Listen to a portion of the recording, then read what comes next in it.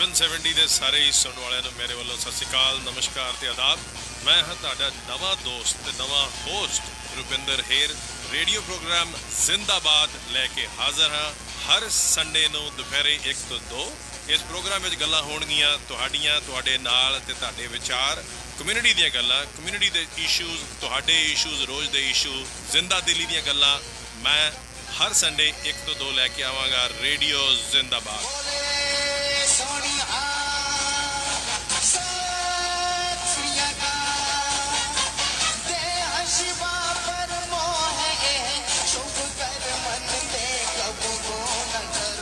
कुछ चीज़ों की राखी करना बनती है, लोड़ भी हैगी। चंगा एजेंट, बढ़िया service, the best rates, up to 80% discounts on car insurance। गल की auto, home, life, trucking fleets and non-fleets, disability, group benefits, कितना दी भी coverage लवो। आर्मर चेते रखो। Armor Insurance is partners with leading Canadian insurance companies। 24/7 online quotes 2-3 मिनटा में चिलवो। Armor Insurance Brokers 905452 5127 905 452 5127। Radio ਜ਼ਿੰਦਾਬਾਦ ਦੇ ਸਾਰੇ ਹੀ ਸੁਣਨ ਵਾਲਿਆਂ ਦਾ ਬਹੁਤ ਬਹੁਤ ਜੀ ਆਇਆਂ, ਸਤਿ ਸ਼੍ਰੀ ਅਕਾਲ, ਨਮਸਕਾਰ, ਆਦਾਬ। ਹਰ ਐਤਵਾਰ ਦੀ ਤਰ੍ਹਾਂ 1 ਤੋਂ 2 ਤੁਹਾਡੇ ਨਾਲ ਰੂਬਰੂ ਹੋਣ ਜਾ ਰਹੇ ਹਾਂ ਕੁਝ ਐਸੇ ਮੁੱਦਿਆਂ 'ਤੇ ਜਿਹਦੇ ਉੱਤੇ ਤੁਹਾਡੀ ਅਤੇ ਸਾਰੀ ਦੁਨੀਆ ਦੀ, ਖਾਸ ਤੌਰ 'ਤੇ ਇੰਡੀਆ ਦੇ ਜਿਹੜੇ ਲੋਕ ਚਾਹੇ ਦੁਨੀਆ ਦੇ ਕਿਸੇ ਵੀ ਹਿੱਸੇ 'ਚ ਰਹਿੰਦੇ ਹੋਣ, ਉਹਨਾਂ ਦੀ ਨਿਗਾਹ ਜਿਹੜੀ ਆ ਬਣੀ ਹੁੰਦੀ ਹੈ। ਪਿਛਲੇ 70 ਦਿਨ ਤੋਂ ਉੱਤੇ अगर किसी की सारे तो ज़्यादा निगाह और चिंता है तो वह है दिल्ली के बॉर्डर, जिथे कि साडे किसान डटे हुए ने। सानू सारे नू पता है कि उत्थे ज़मीन और ज़मीर की लड़ाई जड़ी आ लगातार चल रही है। एक पार्टी जड़ी है वो अपनी ज़मीन जड़ी आ उन्नू बचाउण दे विच लगी हुई है, और दूसरे पासे लगता इवें है कि जिमें ज़मीर मरी हुई है। ये लड़ाई जड़ी है कंटिन्यूस चली आ रही है, लगातार ये लड़ाई जड़ी है ये वधदी नज़र आ रही है। एक पासे डेमोक्रेटिक तरीके नाल, पीसफुल तरीके नाल, शांति दे नाल और तिरंगे झंडे की इज्जत वास्ते लगातार बयान दिते जा रहे हैं किसान यूनियन मोर्चे तो, और दूसरे पासे लगातार ये कोशिश की जा रही है कि उत्थे जिन्ने भी लोग ने उन्होंने कोई ना कोई ऐसा रंग जड़ा दिता जाए जिहदे नाल वो देशद्रोही, एंटी नैशनल जां इंडिया की अखंडता के अगेंस्ट जड़े आ उन्होंने प्रजेंट किया जाए, उन्होंने इमेज इवें जी बनाई जाए। पिछले कुछ दिनों तो इंटरनैशनल सैलीब्रिटीज़ जड़े ने जिन्हां दे 100 मिलियन जड़े फॉलोअर्स ने, उन्होंने भी कुछ ऐसियां ट्वीट्स कीते ने जिहदे विच ये गल कीती गई है कि ह्यूमन राइट्स की, फ्रीडम ऑफ स्पीच की। और अज असी रेडियो जिंदाबाद ते गल करांगे कि ये जिहड़ी मीडिया वॉर, सैलीब्रिटीज़ की वॉर, एक पासे सारे सैलीब्रिटीज़ इकट्ठे हो गए ने, सारी गौरमेंट की मशीनरी जिहड़ी है इकट्ठी हो गई है, और दूसरे पासे वो किसान ने ਜਿਹੜੇ एक लिमिटेड रिसोर्सिस ਦੇ ਨਾਲ अपना IT सैल चला रहे हैं। इन्हां सारियां खबरां नूं खंडन करते हुए मगर सब तो ज़्यादा जिहड़ा अफसोस और दुख वाली गल है कि एक फार्म्स बिल के उत्ते डिफरेंट ओपीनियन होने का नतीजा ये निकल रहा है कि चाहे वो सोशल मीडिया हो, चाहे वो किसी भी तरह का सोशल मीडिया हैंडल है, चाहे ट्विटर है, उत्थे जो दो धिड़ां बनदियां जा रही हैं। धर्म के उत्ते लोग वंडे जा रहे हैं, स्टेट्स के उत्ते लोग वंडे जा रहे हैं, और विचारधारा के उत्ते भी वंडे जा रहे हैं। एक धिड़ जरी है लगातार कोशिश कर रही है कि दूसरी धिड़ नूं ये प्रूव किया जाए कि वो एंटी नैशनल ने, खालिस्तानी ने, और पैसे दे के ये प्रोटेस्ट जड़ा है वो करवाया जा रहा है। और दूसरे पासे लगातार चाहे वो रेडियो जिंदाबाद होए और बहुत सारे साडे जड़े साथी ने वो पूरी कोशिश कर रहे हैं कि उस नैगेटिव प्रोपेगेंडे का किसी तरह सोशल मीडिया ते, व्हाट्सएप ते किसी भी तरीके दे नाल जवाब दे के ਉਹਨੂੰ ਉਹਦੀ ਖੰਡਨ ਕੀਤਾ ਜਾਏ।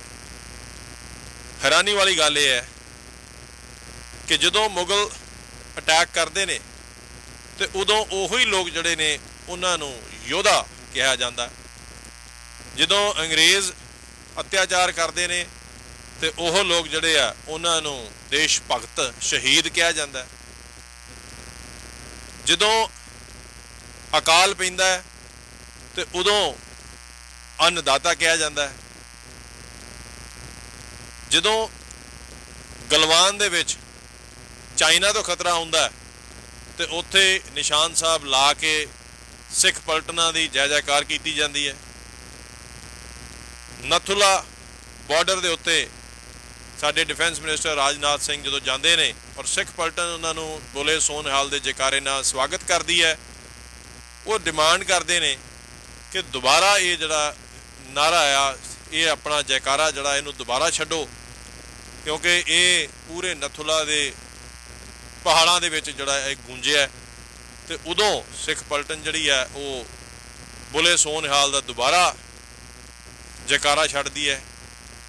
ਜਦੋਂ ਕੋਵਿਡ-19 ਆਉਂਦਾ ਉਦੋਂ ਖਾਲਸਾ ਏਡ ਸਾਰੇ ਲੋਕ ਜਿਹੜੇ ਲੰਗਰ ਲਾ ਕੇ ਜਦੋਂ ਉਹਨਾਂ ਲੋਕਾਂ ਦੀ ਜਿਹੜੇ ਚਾਹੇ ਉਹ ਮਾਈਗ੍ਰੈਂਟ ਵਰਕਰ ਸੀਗੇ, ਚਾਹੇ ਕੋਈ ਹੋਰ ਵੀ ਲੋਕ ਸੀਗੇ ਜਿਨ੍ਹਾਂ ਨੂੰ ਰਾਸ਼ਨ ਪਾਣੀ ਨਹੀਂ ਮਿਲ ਰਿਹਾ ਸੀ, ਉਹਨਾਂ ਨੂੰ ਖਾਣਾ ਖਵਾਉਂਦੇ ਨੇ ਤੇ ਉਹਨਾਂ ਨੂੰ ਦੇਸ਼ ਪ੍ਰੇਮੀ ਕਿਹਾ ਜਾਂਦਾ।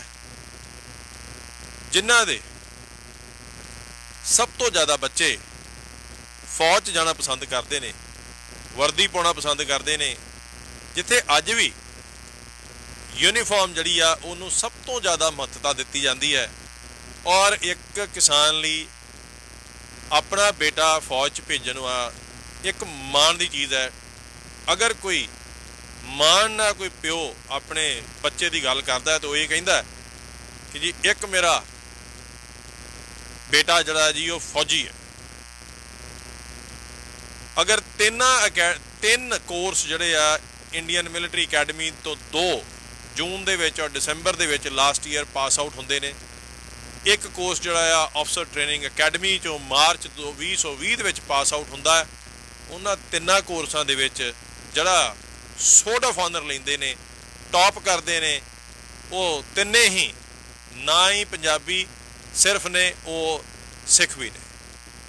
ਅੱਜ ਵੀ ਹਿਸਟਰੀ ਜਿਹੜੀ ਆ ਉਹ ਇਹੋ ਚੀਜ਼ ਦੱਸ ਰਹੀ ਹੈ ਕਿ ਇਹ ਕੌਮ ਜਿਹੜੀ ਆ ਇਹ ਹਮੇਸ਼ਾ ਹੀ ਦੇਸ਼ ਭਗਤ ਰਹੀ ਹੈ। ਅੱਜ ਇੱਕ ਪਾਸੇ ਲੜਾਈ ਹੈ ਐਸੇ ਕੁਝ ਲੋਕ ਜਿਨ੍ਹਾਂ ਦੀ ਆਈਡੀਓਲੋਜੀ ਜਿਹੜੀ ਹੈ ਉਹਨੂੰ ਡਾਕਟਰ ਰਾਜਿੰਦਰ ਪ੍ਰਸਾਦ ਔਰ ਪੰਡਿਤ ਨਹਿਰੂ ਨੇ 1947-48 ਵਿੱਚ ਹੀ ਇੰਡੀਆ ਲਈ ਖਤਰਨਾਕ ਦੱਸਿਆ ਸੀਗਾ। ਉਹ ਹੈ RSS ਆਈਡੀਓਲੋਜੀ, ਜਿਹੜੀ ਨਾਜ਼ੀ ਆਈਡੀਓਲੋਜੀ ਤੇ ਚੱਲਦੀ ਹੈ। ਉਹ ਅੱਜ ਲਗਾਤਾਰ ਭੈੜੀ ਤੋਂ ਭੈੜੀ ਸ਼ਬਦਾਵਲੀ ਯੂਜ਼ ਕਰਕੇ ਉਹ ਇਹ ਵੀ ਨਹੀਂ ਵੇਖਦੇ ਕਿ ਜਿਹਨੂੰ ਉਹ ਲਿਖ ਰਹੇ ਨੇ ਉਹ ਔਰਤ ਹੈ, ਬੱਚਾ ਹੈ, ਬਜ਼ੁਰਗ ਹੈ। ਗੰਦੀ ਤੋਂ ਗੰਦੀ ਭਾਸ਼ਾ ਦਾ ਇਸਤੇਮਾਲ ਕਰਕੇ ਲਗਾਤਾਰ ਉਹ ਲੋਕ ਜਿਹੜੇ ਆ ਉਹ ਇਹ ਪ੍ਰੂਵ ਕਰਨਾ ਚਾਹੁੰਦੇ ਨੇ ਕਿ ਉਹ ਦੇਸ਼ ਭਗਤ ਨੇ। ਔਰ ਉਹ ਲਗਾਤਾਰ ਸਿਰਫ ਇਹ ਹੀ ਨਹੀਂ ਪ੍ਰੂਵ ਕਰਦੇ ਕਿ ਉਹ ਦੇਸ਼ ਭਗਤ ਨੇ, ਉਹ ਲਗਾਤਾਰ ਇਹ ਕੋਸ਼ਿਸ਼ ਕਰ ਰਹੇ ਨੇ ਕਿ ਉਹ ਉੱਥੇ ਬੈਠੇ ਲੋਕਾਂ ਨੂੰ ਐਂਟੀ ਨੈਸ਼ਨਲ ਸਾਬਤ ਕਰਨ। ਉਹ ਉੱਥੇ ਬੈਠੇ ਲੋਕਾਂ ਨੂੰ ਇਹ ਸਾਬਤ ਕਰਨ, ਸਾਰੀ ਦੁਨੀਆ ਨੂੰ, ਕਿ ਉਹ ਤਿਰੰਗੇ ਝੰਡੇ ਦੀ ਇਨਸਲਟ ਕਰਦੇ ਨੇ ਔਰ ਉਹ ਦੇਸ਼ ਦੀ ਯੂਨਿਟੀ ਦੇ ਅਗੇਂਸਟ ਨੇ। ਮੈਂ ਸਾਰਿਆਂ ਨੂੰ ਜ਼ਰੂਰ ਉਹਨਾਂ ਨੂੰ ਬੇਨਤੀ ਕਰਨਾ ਚਾਹੁੰਦਾ ਕਿ ਉਹਨਾਂ ਨੂੰ, ਜੇ ਉਹ ਇੰਡੀਆ ਦਾ ਇਤਿਹਾਸ ਨਹੀਂ ਪੜ੍ਹਨਾ ਚਾਹੁੰਦੇ, ਹਿੰਦੁਸਤਾਨ ਦਾ ਇਤਿਹਾਸ ਨਹੀਂ ਪੜ੍ਹਨਾ ਚਾਹੁੰਦੇ, ਤਾਂ ਘੱਟੋ ਘੱਟ ਆਪਣਾ ਹੀ RSS ਦਾ ਇਤਿਹਾਸ ਜ਼ਰੂਰ ਪੜ੍ਹਨ। ਅਗਰ ਕਿਸੇ ਕੌਮ ਨੂੰ ਇਹ ਜ਼ਿੰਦਗੀ 'ਚ ਕਦੀ ਪ੍ਰੂਵ ਕਰਨ ਦੀ ਲੋੜ ਨਹੀਂ ਕਿ ਉਹ ਨੈਸ਼ਨਲਿਸਟ ਹੈ, ਤੇ ਉਹ ਹੈ ਸਿੱਖ ਕੌਮ, ਉਹ ਹੈ ਪੰਜਾਬੀ, ਉਹ ਪੰਜਾਬੀ ਖੂਨ। ਸ਼ਾਇਦ ਇਸੇ ਕਰਕੇ ਪੰਜਾਬੀ ਜਾਂ ਸਿੱਖ ਇਸ ਚੀਜ਼ ਦੀ ਲੜਾਈ ਨਹੀਂ ਲੜਦੇ ਕਿ ਉਹ ਆਪਣੀ ਦੇਸ਼ ਭਗਤੀ ਦੀ ਮਿਸਾਲ ਜਾਂ ਉਹਨਾਂ ਦੀ ਐਗਜ਼ਾਮਪਲ ਜਾਂ ਉਹਦੀ ਪ੍ਰੂਫ ਕੋਈ ਦੇਣ ਦੀ ਕੋਸ਼ਿਸ਼ ਕਰਨ। ਹਾਂ, ਡੈਫੀਨੇਟਲੀ ਮੈਂ ਉਹਨਾਂ ਦੇ ਨਾਲ ਆ ਜਿਹੜੇ ਲੋਕਾਂ ਦੀ RSS ਆਈਡੀਓਲੋਜੀ ਹੈ, ਉਹਨਾਂ ਨੂੰ ਦੇਸ਼ ਭਗਤੀ ਪ੍ਰੂਵ ਕਰਨ ਦੀ ਬਿਲਕੁਲ ਲੋੜ ਹੈ, ਕਿਉਂਕਿ ਉਹਨਾਂ ਦੇ ਬਜ਼ੁਰਗਾਂ ਨੇ, 1947 ਦੇ ਵਿੱਚ ਹੀ जुलाई 1947 ਵਿੱਚ ਜਦੋਂ ਪਹਿਲੀ ਵਾਰ तिरंगा झंडा ਨੈਸ਼ਨਲ ਫਲੈਗ ਐਕਸੈਪਟ ਹੋਇਆ ਸੀ, ਉਹਨਾਂ ਦੇ ਬਜ਼ੁਰਗਾਂ ਨੇ ਉਹਨੂੰ ਉਦੋਂ ਹੀ ਇਨਕਾਰ ਕਰਤਾ ਸੀਗਾ ਆਪਣਾ ਨੈਸ਼ਨਲ ਫਲੈਗ ਮੰਨਣ ਤੋਂ। ਡੈਫੀਨੇਟਲੀ RSS ਦੇ ਲੋਕਾਂ ਨੂੰ ਦੇਸ਼ ਭਗਤ ਹੋਣ ਦੀ ਪ੍ਰੂਫ ਦੇਣ ਦੀ ਲੋੜ ਹੈ। ਅੱਜ ਇਹ ਡੈਫੀਨੇਟਲੀ ਉਹਨਾਂ ਨੂੰ ਪ੍ਰੂਵ ਕਰਨ ਦੀ ਲੋੜ ਹੈ ਕਿ ਉਹ ਦੇਸ਼ ਦੀ ਯੂਨਿਟੀ ਨੂੰ ਬਿਲੀਵ ਕਰਦੇ ਨੇ, ਕਿਉਂਕਿ ਉਹਨਾਂ ਨੇ ਕੁਇਟ ਇੰਡੀਆ ਮੂਵਮੈਂਟ, ਦੇਸ਼ ਦੀ ਆਜ਼ਾਦੀ ਦੀ ਲੜਾਈ ਵਿੱਚ ਵੀ ਹਿੱਸਾ ਲੈਣ ਤੋਂ ਮਨਾ ਕਰ ਦਿੱਤਾ ਸੀਗਾ। ਇਹ ਰੇਡੀਓ ਜ਼ਿੰਦਾਬਾਦ ਨਹੀਂ ਕਹਿ ਰਿਹਾ, ਇਹ ਉਹਨਾਂ ਦਾ ਹੀ ਇਤਿਹਾਸ ਔਰ ਦੇਸ਼ ਦਾ ਇਤਿਹਾਸ ਦੱਸਦਾ ਹੈ। ਉਹਨਾਂ ਨੂੰ ਡੈਫੀਨੇਟਲੀ ਹੁਣ ਦੇਸ਼ ਭਗਤੀ ਪ੍ਰੂਵ ਕਰਨ ਦੀ ਲੋੜ ਹੈ, ਕਿਉਂਕਿ ਅਸੀਂ ਸਾਰੇ ਹੀ ਜਾਣਦੇ ਹਾਂ ਕਿ ਉਹ ਲੋਕ ਦੇਸ਼ ਭਗਤ ਨਹੀਂ ਸੀਗੇ। ਉਹਨਾਂ ਨੇ 26 ਜਨਵਰੀ 2002 ਤੱਕ 52 ਸਾਲ RSS ਹੈਡਕੁਆਟਰ ਤੇ ਨਾਗਪੁਰ ਤੇ ਆਪਣਾ ਨੈਸ਼ਨਲ ਫਲੈਗ ਨਹੀਂ ਚੜਾਇਆ। ਇਸ ਕਰਕੇ ਉਹਨਾਂ ਨੂੰ ਸਬੂਤ ਦੇਣ ਦੀ ਲੋੜ ਹੈ ਕਿ ਉਹ ਵਾਕਿਆ ਹੀ ਤਿਰੰਗੇ ਝੰਡੇ ਦੀ ਰਿਸਪੈਕਟ ਕਰਦੇ ਨੇ। ਉਹਨਾਂ ਦੇ ਅੱਜ ਦੇ ਜਿਹੜੇ ਟੌਪ ਦੇ ਲੀਡਰ ਨੇ, ਉਹਨਾਂ ਨੂੰ ਜ਼ਰੂਰ ਦੇਸ਼ ਭਗਤੀ ਦੀ ਪ੍ਰੂਫ ਕਰਨ ਦੀ ਲੋੜ ਹੈ, ਕਿਉਂਕਿ ਉਹਨਾਂ ਨੇ ਤਿਰੰਗੇ ਝੰਡੇ ਨੂੰ ਬਹੁਤ ਵਾਰ ਸਾੜਿਆ, ਪੈਰਾਂ ਥੱਲੇ ਵੀ ਕੁਚਲਿਆ। ਇਸ ਕਰਕੇ ਉਹਨਾਂ ਨੂੰ ਸਬੂਤ ਦੇਣ ਦੀ ਲੋੜ ਹੈ। ਔਰ ਇਸ ਚੀਜ਼ 'ਚ ਮੈਂ ਉਹਨਾਂ ਦੇ ਨਾਲ ਆ ਕਿ ਅਗਰ ਉਹ ਇਸ ਵੇਲੇ ਹਰ ਉਹ ਪੈਂਤੜਾ ਜਿਹੜਾ ਆ ਅਪਣਾਉਂਦੇ ਨੇ ਕਿ ਉਹ ਦੇਸ਼ ਭਗਤ ਨੇ, ਤੇ ਡੈਫੀਨੇਟਲੀ ਜਿਹੜਾ ਆ ਉਹਨਾਂ ਦਾ ਹੱਕ ਬਣਦਾ ਕਿ ਉਹ ਇਹ ਚੀਜ਼ ਜਿਹੜੀ ਆ ਪ੍ਰੂਵ ਕਰਨ ਵੀ ਉਹ ਦੇਸ਼ ਭਗਤ ਨੇ, ਕਿ 52 ਸਾਲ ਉਹਨਾਂ ਨੇ ਅਗਰ ਤਿਰੰਗੇ ਝੰਡੇ ਨੂੰ ਐਕਸੈਪਟ ਨਹੀਂ ਕੀਤਾ, ਇੰਡੀਅਨ ਕੌਨਸਟੀਟਿਊਸ਼ਨ ਨੂੰ ਐਕਸੈਪਟ ਨਹੀਂ ਕੀਤਾ, ਤੇ ਉਹਨਾਂ ਦਾ ਹੱਕ ਬਣਦਾ ਕਿ ਉਹ ਸਬੂਤ ਦੇਣ ਕਿ ਉਹ ਦੇਸ਼ ਭਗਤ ਨੇ, ਨਾ ਕਿ ਉਹ ਪੰਜਾਬੀਆਂ ਨੂੰ ਜਾਂ ਸਿੱਖ ਕੌਮ ਨੂੰ ਉਹਨਾਂ ਤੋਂ ਇਹ ਪ੍ਰੂਫ ਮੰਗਣ ਕਿ ਕੀ ਉਹ ਦੇਸ਼ ਭਗਤ ਨੇ। ਚਾਹੇ ਪਰਮਵੀਰ ਚੱਕਰ ਦੀ ਹਿਸਟਰੀ ਲਈ ਜਾਏ, ਚਾਹੇ ਹੁਣ ਤੱਕ ਦੇ ਕਿਸੇ ਵੀ ਬਰੇਵਰੀ ਅਵਾਰਡ ਦੀ ਗੱਲ ਕੀਤੀ ਜਾਏ, ਉਹਦੇ ਵਿੱਚ ਪੰਜਾਬੀ ਤੇ ਸਿੱਖ ਸਭ ਤੋਂ ਉੱਪਰ ਆਉਂਦੇ ਨੇ। 1 ਲੱਖ ਦੇ ਪਿੱਛੇ ਅੱਜ ਵੀ 50.8 ਲੋਕ ਜਿਹੜੇ ਆ ਉਹ ਪੰਜਾਬ 'ਚੋਂ ਭਾਰਤੀ ਸੈਨਾ ਦੇ ਵਿੱਚ ਭਰਤੀ ਹੁੰਦੇ ਨੇ। ਔਰ ਦੂਸਰੇ ਨੰਬਰ ਤੇ ਹਰਿਆਣਾ, ਜੋ ਇਸ ਵੇਲੇ ਉਸ ਪ੍ਰੋਟੈਸਟ 'ਚ ਮੋਢੇ ਨਾਲ ਮੋਢਾ ਜੋੜ ਕੇ ਖੜਾ ਹੈ। 47.3 ਲੋਕ ਪਰ ਲੱਖ ਹਰਿਆਣੇ ਤੋਂ ਫੌਜ 'ਚ ਭਰਤੀ ਹੁੰਦੇ ਨੇ। ਔਰ ਅਗਰ ਤੀਸਰੇ ਨੰਬਰ ਤੇ ਸਭ ਤੋਂ ਜ਼ਿਆਦਾ ਫੌਜ 'ਚ ਲੋਕ ਭਰਤੀ ਹੁੰਦੇ ਨੇ, ਉਹ ਹੈ ਵੈਸਟਰਨ ਯੂਪੀ, ਰਾਜਸਥਾਨ। ਤੇ ਅੱਜ ਇਹ ਸਾਰੇ ਹੀ ਜਿਹੜੇ ਲੋਕ ਸਭ ਤੋਂ ਜ਼ਿਆਦਾ ਭਾਰਤੀ ਸੈਨਾ ਦੇ ਵਿੱਚ ਭਰਤੀ ਹੁੰਦੇ ਨੇ, ਉਹੀ ਲੋਕ ਅੱਜ ਇਸ ਮੋਰਚੇ ਨੂੰ ਲੀਡ ਕਰ ਰਹੇ ਨੇ। ਸੋ ਇਸ ਕਰਕੇ ਇਹਨਾਂ ਲੋਕਾਂ ਨੂੰ ਸਬੂਤ ਦੇਣ ਦੀ ਲੋੜ ਨਹੀਂ ਕਿ ਉਹ ਦੇਸ਼ ਭਗਤ ਨੇ। ਹਾਂ, ਉਹਨਾਂ ਲੋਕਾਂ ਨੂੰ ਡੈਫੀਨੇਟਲੀ ਜਿਹੜਾ ਆ ਦੇਸ਼ ਭਗਤੀ ਦਾ ਪ੍ਰੂਫ ਦੇਣ ਦੀ ਲੋੜ ਹੈ, ਜਿਨ੍ਹਾਂ ਦਾ ਇਤਿਹਾਸ ਇਹ ਦੱਸਦਾ ਹੈ ਕਿ ਨਾ ਉਹਨਾਂ ਨੇ ਆਜ਼ਾਦੀ ਦੀ ਲੜਾਈ ਦੇ ਵਿੱਚ ਹਿੱਸਾ ਪਾਇਆ, ਔਰ ਉਹਨਾਂ ਨੇ ਉਦੋਂ ਵੀ ਇਹ ਸਟੇਟਮੈਂਟ ਦਿੱਤੀ ਸੀ, ਸ਼ਾਇਦ ਉਹਨਾਂ ਨੂੰ ਉਸ ਟਾਈਮ ਦੇ ਅਬਜ਼ਰਵਰ ਮੈਗਜ਼ੀਨ ਜਿਹੜਾ ਆ ਉਹਨੂੰ ਪੜ੍ਹਨਾ ਚਾਹੀਦਾ, ਜਿਹਦੇ ਵਿੱਚ ਇਹ ਸਟੇਟਮੈਂਟ ਦਿੱਤੀ ਸੀ ਕਿ ਸਾਨੂੰ ਇੰਟਰਨਲ ਐਨਮੀਜ਼ ਜਿਹੜੇ ਆ ਉਹਦੇ ਨਾਲ ਲੜਨਾ ਚਾਹੀਦਾ, ਐਕਸਟਰਨਲ ਐਨਮੀ ਨਾਲ ਨਹੀਂ ਲੜਨਾ ਚਾਹੀਦਾ, ਸਾਨੂੰ ਅੰਗਰੇਜ਼ਾਂ ਤੋਂ ਕੋਈ ਖਤਰਾ ਨਹੀਂ। ਸੋ ਸ਼ਾਇਦ ਉਹਨਾਂ ਨੂੰ ਅੱਜ ਜ਼ਰੂਰ ਦੇਸ਼ ਭਗਤੀ ਦੀ ਐਗਜ਼ਾਮਪਲ ਸੈੱਟ ਕਰਨ ਦੀ ਲੋੜ ਹੈ, ਉਹਨਾਂ ਨੂੰ ਦੱਸਣ ਦੀ ਲੋੜ ਹੈ ਕਿ ਉਹ ਲੋਕ ਜਿਹੜੇ ਆ ਉਹ ਦੇਸ਼ ਭਗਤ ਨੇ। ਅੱਜ ਅਸੀਂ ਗੱਲ ਕਰਦੇ ਹਾਂ ਕਿ ਕਿਹੜੀ ਚੀਜ਼ ਦੀ ਜਿਹੜੀ ਆ ਇਸ ਵੇਲੇ ਲੜਾਈ ਚੱਲ ਰਹੀ ਹੈ। ਜੋ ਕੁਝ ਵੀ 26 ਜਨਵਰੀ ਨੂੰ ਹੋਇਆ, ਉਹ ਬਹੁਤ ਕੁਝ ਉੱਥੋਂ ਕਿਸਾਨ ਮੋਰਚੇ ਨੂੰ ਢਾਹ ਲਾਉਣ ਦੀ ਕੋਸ਼ਿਸ਼ ਕੀਤੀ ਗਈ। ਐਸਾ ਮਟੀਰੀਅਲ ਜਿਹੜਾ ਆ ਮੀਡੀਆ ਨੂੰ ਮਿਲ ਗਿਆ ਜਿਹਦੇ ਨਾਲ ਉਹ ਇਹ ਸਾਬਤ ਕਰ ਸਕਣ ਕਿ ਇਹ ਲੋਕ ਜਿਹੜੇ ਆ ਇਹ ਸ਼ਾਂਤੀ ਪੂਰਵਕ ਨਹੀਂ ਨੇ।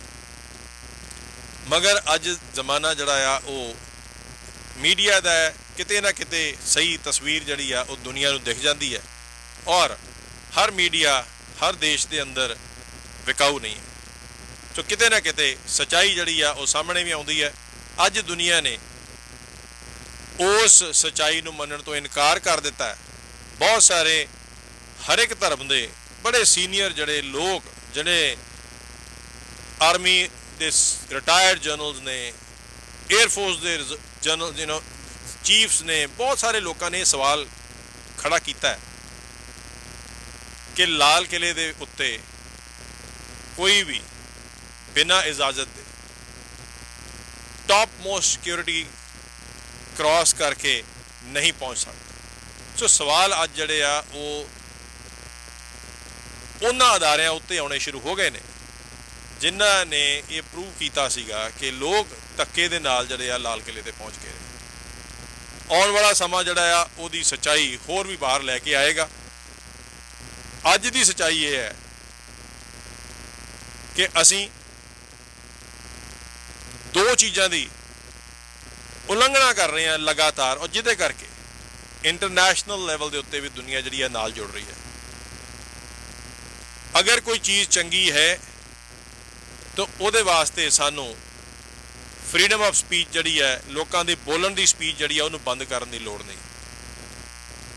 एक पासे असी दुनिया की बेस्ट डेमोक्रेसी है और दूसरी साइड के उत्ते ये हमेशा ही असी सुनते आए हैं और सारी दुनिया को पता है कि डेमोक्रेसी दे विच स्ट्रोंग ओपोजिशन होना बहुत बहुत जरूरी है।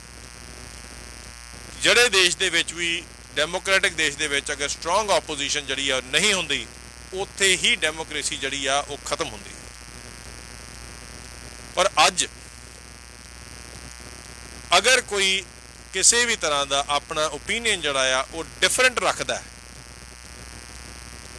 उन्होंने देशद्रोही बना दिता जाता है। अज कोई भी बंदा अगर हाँ जहाँ नहीं मिलाता तो उहदे उत्ते भैड़ी तो भैड़ी शब्दावली दे नाल सोशल मीडिया ते अटैक किया जाता है, पर्सनल अटैक किए जाते हैं। चाहे वो रिहाना ने लिखता होए कि ये ह्यूमन राइट्स वायलेशन है तो उसनूं पर्सनल अटैक का सामना करना पे, चाहे 18 साल की ग्रेटा ने लिखता होए उन्होंने भी पर्सनल अटैक के सामने करना पैंदा है। जो 2016 दे विच सारे स्कूलों दे विच भारत दे एक रोल मॉडल सी एनवायरनमेंट उत्ते और बच्चों नूं कह के सेम गवर्नमेंट ने हथ नाल हथ फड़ के एक कड़ी बनाई सीगी कि असीं जी इहदे नाल है, ये एक बहुत चंगा काम कर रही है लड़की 16 साल की उम्र उदों असीं उन्होंने हीरो बनाता सीगा। और अफसोस ये है कि उसे लड़की नूं अज असीं देशद्रोह देश नूं तोड़न दा इल्ज़ाम विच बदनाम कर रहे हैं। कसूर की है ये कहना कि फ्रीडम ऑफ स्पीच होनी चाहिए है, तुहानूं इंटरनेट बंद करने की लोड़ नहीं। ये कोई चाइना नहीं है, कोई पाकिस्तान नहीं है, ये तुहाडे अपने लोग ने। वो कह की रहे ने कि वो ये कह रहे ने इंडिया माड़ा, कि वो ये कह रहे ने कि कोई धर्म माड़ा, वो ये कह रहे ने कि सानू 3 बिल जड़े ने उन्हां तो इतराज़ है और उन्होंने वापस लिया जाए। कि ये एक डेमोक्रेटिक कंट्री दे विच ओपोजिशन का काम नहीं है? जदों US इंडिया न्यूक्लियर डील हुई सी और UPA गवर्नमेंट ने की सीगी, सेम रूलिंग पार्टी जी आ उन्हें उहदे अगेंस्ट बहुत बड़े प्रोटेस्ट किए सीगे, उन्होंने उन्होंने अपोज किया सीगा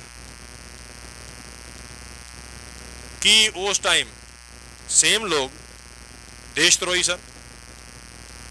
सवाल यह है कि बहुत सारे ऐसे बिल हमेशा ही पास होंदे रहे हैं, बहुत सारे ऐसे कानून हमेशा ही पास होंदे रहे हैं जिहदा विरोध होंदा रहा, चाहे वह मंडल कमीशन होए, चाहे वो कोई आनंदपुर साहब का मता होए, ओपोजिशन हमेशा ही रही है। कि ओपोजिशन दे विच कोई भी लोग जो गवर्नमेंट बिल पास करती है जरूरी ਉਹਦੇ ਨਾਲ ਹਾਂ 'ਚ ਹਾਂ ਮਿਲਾਉਂਦੇ ਨੇ? ਆਨਸਰ ਨਾ ਹੈ। ਇਹਦਾ ਮਤਲਬ ਪਿਛਲੇ ਇੰਨੇ ਸਾਲਾਂ ਤੋਂ ਲੋਕ ਜਿਹੜੇ ਆ ਉਹ ਦੇਸ਼ ਧਰੋਹ ਦਾ ਹੀ ਕੰਮ ਕਰਦੇ ਰਹੇ ਨੇ। ਤੇ ਜੇ ਇਵੇਂ ਅਗਰ ਵੇਖਿਆ ਜਾਏ ਤੇ ਸ਼ਾਇਦ ਅੱਜ ਰੂਲਿੰਗ ਪਾਰਟੀ ਦੇ ਵਿੱਚ ਕੋਈ ਵੀ ਐਸਾ ਬੰਦਾ ਨਹੀਂ ਹੈ, ਲੀਡਰ ਨਹੀਂ ਹੈ ਜੋ ਦੇਸ਼ ਧਰੋਹੀ ਨਹੀਂ ਹੈ। ਸੋ ਅੱਜ ਕੀ ਐਸੀ ਖਾਸ ਚੀਜ਼ ਹੋ ਗਈ ਹੈ ਕਿ ਅਸੀਂ ਆਪਣਾ ਇਤਿਹਾਸ ਭੁੱਲ ਚੁੱਕੇ ਹਾਂ ਕਿ ਕੀ ਇੰਡੀਆ ਦੇ ਵਿੱਚ ਸਿਰਫ ਰਿਪਬਲਿਕ ਜਿਹੜੀ ਆ ਇੰਡੀਆ ਰਿਪਬਲਿਕ ਜਿਹੜਾ ਆ ਉਹ 2014 ਦੀਆਂ ਗਰਮੀਆਂ 'ਚ ਬਣਿਆ? ਉਹਦੇ ਤੋਂ ਪਹਿਲਾਂ ਦੇਸ਼ ਰਿਪਬਲਿਕ ਨਹੀਂ ਸੀ। ਉਹਦੇ ਤੋਂ ਪਹਿਲਾਂ ਦੇਸ਼ ਵਿੱਚ ਕਦੀ ਤਰੱਕੀ ਨਹੀਂ ਹੋਈ। ਅੱਜ ਇਹ ਤਾਂ ਜ਼ਰੂਰ ਹੈ ਕਿ 3 ਗਵਰਨਰ RBI ਦੇ ਜਿਹੜੇ ਆ ਉਹ ਰਿਜ਼ਾਈਨ ਕਰ ਦਿੰਦੇ ਨੇ ਇਸ ਗੱਲ ਤੋਂ ਕਿ ਉਹ ਨਹੀਂ ਚਾਹੁੰਦੇ ਕਿ ਸਰਕਾਰ ਜਿਹੜੀ ਆ ਉਹ RBI ਦੇ ਰਿਜ਼ਰਵ ਜਿਹੜੇ ਆ ਉਹ ਯੂਜ਼ ਕਰੇ। ਅੱਜ ਇਹ ਡੈਫੀਨੇਟਲੀ ਹੁੰਦਾ ਹੈ ਕਿ ਜੋ ਵੀ ਆਪੋਜੀਸ਼ਨ ਹੈ, ਜੋ ਵੀ ਚੀਜ਼ ਹਾਂ 'ਚ ਹਾਂ ਨਹੀਂ ਮਿਲਾ ਰਹੀ, ਉਹ ਦੇਸ਼ ਧਰੋਹੀ ਬਣ ਜਾਂਦਾ। ਚਾਹੇ ਉਹ ਫੌਜ ਦੇ ਵਿੱਚ ਰਿਟਾਇਰਡ ਇਨਸਾਨ ਹੋਏ, ਚਾਹੇ ਉਹ ਆਪਣੇ ਬੱਚੇ ਨੂੰ ਉੱਥੇ ਫੌਜ 'ਚ ਭੇਜ ਰਿਹਾ ਹੋਏ, ਚਾਹੇ ਉਹ ਆਪ ਉਹਨੇ ਦੇਸ਼ ਲਈ ਕੁਰਬਾਨੀਆਂ ਕੀਤੀਆਂ ਹੋਣ। ਕਿਉਂਕਿ ਅੱਜ ਕਿਸੇ ਨੇ ਵੀ ਅਗਰ ਇਹ ਕਹਿਤਾ ਕਿ ਉਹ ਇਸ ਬਿੱਲ ਦੇ ਨਾਲ ਨਹੀਂ ਹੈ ਤੇ ਉਹ ਦੇਸ਼ ਧਰੋਹੀ ਹੈ। ਔਰ ਸਭ ਤੋਂ ਅਫਸੋਸ ਇਸ ਚੀਜ਼ ਦਾ ਹੈ ਕਿ ਜਿਵੇਂ ਇੱਕ ਮਸ਼ਹੂਰ ਕਹਾਵਤ ਹੈ ਕਿ ਅਗਰ ਤੁਸੀਂ ਇਨਜਸਟਿਸ ਦੇ ਅਗੇਂਸਟ ਚੁੱਪ ਹੋ ਤੇ ਤੁਸੀਂ ਇਨਜਸਟਿਸ ਦੇ ਨਾਲ ਹੋ। ਅੱਜ ਬਹੁਤ ਸਾਰੇ ਲੋਕਾਂ ਨੂੰ ਆਪਣੀ ਜ਼ਮੀਰ ਜਿਹੜੀ ਆ ਉਹਨੂੰ ਜਗਾਉਣ ਦੀ ਲੋੜ ਹੈ। ਡਰ ਪਾਇਆ ਜਾ ਰਿਹਾ ਹੈ, ਇੰਨਾ ਵੱਡਾ ਡਰ ਪਾਇਆ ਜਾ ਰਿਹਾ ਹੈ ਕਿ ਤੁਸੀਂ ਅਗਰ ਫਾਰਮ ਬਿੱਲ ਦੇ ਅਗੇਂਸਟ ਬੋਲਦੇ ਹੋ ਤੇ ਤੁਸੀਂ ਅਗਰ ਫੋਰਨ 'ਚ ਰਹਿੰਦੇ ਹੋ ਤੇ ਦਿੱਲੀ ਆਉਂਦਿਆਂ ਸਾਰ ਤੁਹਾਨੂੰ ਸਿੱਧਾ ਜੇਲ੍ਹ 'ਚ ਖੜਿਆ ਜਾਏਗਾ। ਅੱਜ ਅਗਰ ਕੋਈ ਪ੍ਰੈਸ ਰਿਪੋਰਟਰ ਪ੍ਰੈਸ ਨੂੰ ਦੱਸਣਾ ਚਾਹੁੰਦਾ, ਉਹਨੂੰ ਕਵਰ ਕਰਦਾ ਤੇ ਉਹਨੂੰ ਚੁੱਕ ਕੇ ਤਿਹਾੜ ਜੇਲ੍ਹ 'ਚ ਪਾ ਦਿੱਤਾ ਜਾਂਦਾ। ਸ਼ਰਮ ਵਾਲੀ ਗੱਲ ਇਹ ਹੈ ਕਿ ਜਿਹੜੇ ਦੇਸ਼ ਦੇ ਵਿੱਚ ਅਸੀਂ ਕੰਟੀਨਿਊਸਲੀ ਇਹ ਅਨਾਉਂਸਮੈਂਟ ਕਰਦੇ ਹਾਂ ਕਿ ਅਸੀਂ ਗਊ ਨੂੰ ਵੀ ਮਾਤਾ ਮੰਨਦੇ ਹਾਂ, ਉੱਥੇ ਨਵਦੀਪ ਕੌਰ ਦਾ ਸੈਕਸੁਅਲ ਹਰਾਸਮੈਂਟ ਹੋ ਰਹੀ ਹੈ। ਉੱਥੇ ਸੋਸ਼ਲ ਮੀਡੀਆ ਉੱਤੇ ਅਗਰ ਕੋਈ ਮਾਂ ਭੈਣ ਕੋਈ ਵੀ ਔਰਤ ਕੋਈ ਅਗਰ ਇਸ ਬਿੱਲ ਦੇ ਬਾਰੇ ਇਹਦੇ ਨਾਲ ਸਹਿਮਤ ਨਹੀਂ ਤਾਂ ਉਹਦੇ ਨਾਲ ਇੰਨੀ ਗੰਦੀ ਸ਼ਬਦਾਵਲੀ ਜਿਹੜੀ ਆ ਇਸਤੇਮਾਲ ਕੀਤੀ ਜਾਂਦੀ ਹੈ ਉਹਨਾਂ ਦੇਸ਼ ਭਗਤਾਂ ਬਾਰੇ, ਉਹਨਾਂ ਦੇਸ਼ ਭਗਤਾਂ ਦੁਆਰਾ ਵੀ ਜਿਹੜੇ ਲੋਕ ਅੱਜ ਤਿਰੰਗੇ ਝੰਡੇ ਦੇ ਪਹਿਰੇਦਾਰ ਮੰਨਣਾ ਸ਼ੁਰੂ ਕਰ ਚੁੱਕੇ ਨੇ ਆਪਣੇ ਆਪ ਨੂੰ, ਕਿ ਉਹ ਭੁੱਲ ਜਾਂਦੇ ਨੇ ਕਿ ਗਊ ਨੂੰ ਤਾਂ ਤੁਸੀਂ ਮਾਤਾ ਜ਼ਰੂਰ ਮੰਨਦੇ ਹੋ ਪਰ ਦੂਜਿਆਂ ਦੀ ਮਾਤਾ ਜਾਂ ਦੂਜਿਆਂ ਦੀ ਭੈਣ ਨੂੰ ਤੁਸੀਂ ਇਨਸਾਨ ਵੀ ਨਹੀਂ ਮੰਨਦੇ। ਇਹ ਬਹੁਤ ਹੀ ਸ਼ਰਮਨਾਕ ਜਿਹੜੀ ਆ ਸਿਚੁਏਸ਼ਨ ਆ ਚੁੱਕੀ ਹੈ। ਕਿੰਨੀ ਦੇਰ ਇੱਕ ਆਮ ਇਨਸਾਨ ਦੀ ਆਵਾਜ਼ ਜਿਹੜੀ ਆ ਉਹ ਨੱਪੀ ਰਹੇਗੀ? ਤੁਹਾਡੇ ਤੇ ਇੰਟਰਨੈਸ਼ਨਲ ਪ੍ਰੈਸ਼ਰ ਪੈਂਦਾ। 2 ਸੈਲੀਬ੍ਰਿਟੀ ਜਿਹੜੇ ਨੇ ਉਹ ਟਵੀਟ ਕਰ ਦਿੰਦੇ ਨੇ ਔਰ ਸਾਰਾ ਸੈਲੀਬ੍ਰਿਟੀ ਜਿਹੜੇ ਆ ਉਹਨਾਂ ਨੂੰ ਹੁਕਮ ਦੇ ਦਿੱਤੇ ਜਾਂਦੇ ਨੇ ਕਿ ਤੁਸੀਂ ਕਾਪੀ ਪੇਸਟ ਕਰੋ ਔਰ ਸੇਮ ਦਾ ਸੇਮ ਟਵੀਟ ਜਿਹੜਾ ਆ ਉਹ ਤੁਸੀਂ ਪੋਸਟ ਕਰੋ। ਔਰ ਕਈ ਤਾਂ ਵਿਚਾਰੇ ਸੁਨੀਲ ਸ਼ੈੱਟੀ ਵਰਗੇ ਉਹ ਕਾਪੀ ਪੇਸਟ ਵੀ ਅਕਲ ਚੰਗੀ ਤਰ੍ਹਾਂ ਨਹੀਂ ਕਰਦੇ, ਕਿਉਂਕਿ ਉਹ ਜਿਨ੍ਹਾਂ ਨੇ ਕਿਹਾ ਹੁੰਦਾ ਹੈ ਉਹਨਾਂ ਨੂੰ ਟਵੀਟ ਕਰਨ ਵਾਸਤੇ ਉਹਨਾਂ ਨੂੰ ਵੀ ਨਾਲ ਹੈਸ਼ਟੈਗ ਕਰਕੇ ਅਟੈਚ ਕਰ ਦਿੰਦੇ ਨੇ। ਸ਼ਾਇਦ ਉਹਨਾਂ ਵਿਚਾਰਿਆਂ ਦੀ ਗੁਲਾਮੀ ਦੀ ਜਿਹੜੀ ਹੱਦ ਹੈ ਉਹ ਇੱਥੋਂ ਤੱਕ ਪਾਰ ਹੋ ਚੁੱਕੀ ਹੈ ਕਿ ਉਹ ਆਪਣਾ ਮੂੰਹ ਹੀ ਨਹੀਂ ਖੋਲ੍ਹ ਸਕਦੇ। ਬੜੀ ਵਾਰ ਮਨ 'ਚ ਇਹ ਸਵਾਲ ਆਉਂਦਾ ਹੈ ਕਿ ਜਿਨ੍ਹਾਂ ਸੈਲੀਬ੍ਰਿਟੀਜ਼ ਨੇ ਕਰੋੜਾਂ ਰੁਪਏ, ਇੰਨਾ ਪੈਸਾ, ਇੰਨਾ ਧਨ ਫੌਜੀ ਰੋਲ ਕਰਕੇ, ਪੰਜਾਬੀਆਂ ਦਾ ਰੋਲ ਕਰਕੇ, ਪਗੜੀਆਂ ਬੰਨ੍ਹ ਕੇ ਕਰੋੜਾਂ ਰੁਪਏ ਕਮਾ ਲਏ ਨੇ, ਉਹ ਅੱਜ ਵੀ ਡਰ ਰਹੇ ਨੇ ਕਿ ਉਹਨਾਂ ਦਾ ਕੋਈ ਨੁਕਸਾਨ ਨਾ ਹੋ ਜਾਏ। ਜਿਨ੍ਹਾਂ ਦੀਆਂ 7 ਪੀੜ੍ਹੀਆਂ ਬਹਿ ਕੇ ਰੱਜ ਕੇ ਐਸ਼ ਕਰ ਸਕਦੀਆਂ ਨੇ, ਉਹਨਾਂ ਨੂੰ ਵੀ ਇਹ ਸਰਕਾਰ ਨੇ ਗੁਲਾਮ ਬਣਾਇਆ ਹੈ। ਅਸੀਂ ਉਹਨਾਂ ਕਿਸਾਨਾਂ ਨੂੰ ਸਲੂਟ ਕਰਦੇ ਹਾਂ, ਉਸ ਹਰ ਇਨਸਾਨ ਨੂੰ ਸਲੂਟ ਕਰਦੇ ਹਾਂ ਜੋ ਇੰਨੀ ਹਿੰਮਤ ਰੱਖ ਰਿਹਾ ਕਿ ਉਹ ਸੋਸ਼ਲ ਮੀਡੀਆ ਦੇ ਉੱਤੇ ਇਸ ਚੀਜ਼ ਨੂੰ ਹਾਈਲਾਈਟ ਕਰਦਾ ਹੈ, ਇਸ ਚੀਜ਼ ਨੂੰ ਸਪੋਰਟ ਕਰਦਾ ਹੈ ਔਰ ਫਰੀडम ਆਫ ਸਪੀਚ ਨੂੰ ਔਰ ਹਿਊਮਨ ਰਾਈਟਸ ਦੇ ਅਗੇਂਸਟ ਜਿਹੜਾ ਆ ਉਹ ਆਵਾਜ਼ ਉਠਾ ਰਿਹਾ। ਉਹ ਲੋਕ ਇਹ ਤੰਦੂਲਕਰ ਨਾਲੋਂ ਔਰ ਹੋਰ ਵੱਡੀਆਂ ਵੱਡੀਆਂ ਹਸਤੀਆਂ ਜਿਨ੍ਹਾਂ ਨੇ ਇਹੋ ਜਿਹੀ ਬਿਆਨਬਾਜ਼ੀ ਕੀਤੀ ਹੈ ਔਰ ਗੁਲਾਮੀ ਸ਼ੋਅ ਕੀਤੀ ਆ, ਉਹਨਾਂ ਨਾਲੋਂ ਉਹ ਬਹੁਤ ਅਮੀਰ ਨੇ ਔਰ ਉਹ ਲੋਕ ਐਕਚੁਅਲ ਡੈਮੋਕ੍ਰੈਟਿਕ ਲੋਕ ਨੇ। ਉਹ ਐਕਚੁਅਲ ਲੋਕ ਡੈਮੋਕ੍ਰੇਸੀ ਨੂੰ ਸਮਝਦੇ ਨੇ, ਜਿਹੜਾ ਕਿ ਦੂਸਰੇ ਦਾ ਵਿਚਾਰ ਨੂੰ ਸੁਣਨ ਦਾ ਮਾਦਾ ਰੱਖਦੇ ਨੇ। ਇਹ ਜਿੰਨੇ ਵੀ ਲੋਕ ਅੱਜ ਦੇਸ਼ ਭਗਤੀ ਦੀ ਐਗਜ਼ਾਮਪਲਾਂ ਸੈੱਟ ਕਰਨ ਦੀ ਕੋਸ਼ਿਸ਼ ਕਰ ਰਹੇ ਨੇ, ਅੱਜ ਦੂਸਰਿਆਂ ਨੂੰ ਸੋਸ਼ਲ ਮੀਡੀਆ ਤੇ ਖਾਣ ਨੂੰ ਦੌੜਦੇ ਨੇ, ਇਹਨਾਂ ਨੂੰ ਡੈਫੀਨੇਟਲੀ ਇਨਕਲੂਡਿੰਗ ਸਰਕਾਰੀ ਲੀਡਰਾਂ ਨੂੰ ਦੋ ਚੀਜ਼ਾਂ ਪੜ੍ਹਾਉਣੀਆਂ ਜ਼ਰੂਰੀ ਨੇ। ਇੱਕ ਤਾਂ ਦੇਸ਼ ਦਾ ਇਤਿਹਾਸ, ਤਾਂ ਕਿ ਉਹਨਾਂ ਨੂੰ ਪਤਾ ਹੋਏ ਕਿ ਇਹ ਲੋਕ ਜਿਹੜੇ ਬੈਠੇ ਨੇ ਇੰਡੀਆ ਦਾ ਇਤਿਹਾਸ ਕੀ ਕਹਿੰਦਾ ਹੈ। ਔਰ ਦੂਸਰਾ ਜਿਹੜਾ ਉਹਨਾਂ ਨੂੰ ਪੜ੍ਹਾਉਣ ਦੀ ਲੋੜ ਹੈ, ਉਹਨਾਂ ਨੂੰ ਡੈਫੀਨੇਟਲੀ ਡੈਮੋਕ੍ਰੇਸੀ ਦੀ ਡੈਫੀਨੇਸ਼ਨ ਜ਼ਰੂਰ ਪੜ੍ਹਾਉਣੀ ਚਾਹੀਦੀ ਹੈ, ਕਿਉਂਕਿ ਮੈਨੂੰ ਨਹੀਂ ਲੱਗਦਾ ਕਿ ਇਹ ਸਰਕਾਰ ਦੇ ਵਿੱਚ ਤੇ ਜਾਂ ਉਹਨਾਂ ਸਪੋਰਟਰਸ ਨੂੰ ਜਿਹੜੇ ਤੁਹਾਨੂੰ ਸੋਸ਼ਲ ਮੀਡੀਆ ਤੇ ਖਾਣ ਨੂੰ ਦੌੜਦੇ ਨੇ, ਉਹਨਾਂ ਨੂੰ ਡੈਮੋਕ੍ਰੇਸੀ ਦਾ ਵਰਡ ਵੀ ਆਉਂਦਾ, ਕਿਉਂਕਿ ਉਹਨਾਂ ਨੂੰ ਸ਼ਾਇਦ ਡੈਮੋਕ੍ਰੇਸੀ ਦਾ ਵਰਡ ਹੀ ਨਹੀਂ ਪਤਾ ਕਿ ਡੈਮੋਕ੍ਰੇਸੀ ਦਾ ਡੈਫੀਨੇਸ਼ਨ ਕੀ ਹੈ। ਇਹ ਲੋਕਾਂ ਵਾਸਤੇ ਆ, ਲੋਕਾਂ ਦੀ ਆ ਔਰ ਲੋਕਾਂ ਨੇ ਬਣਾਈ ਹੈ।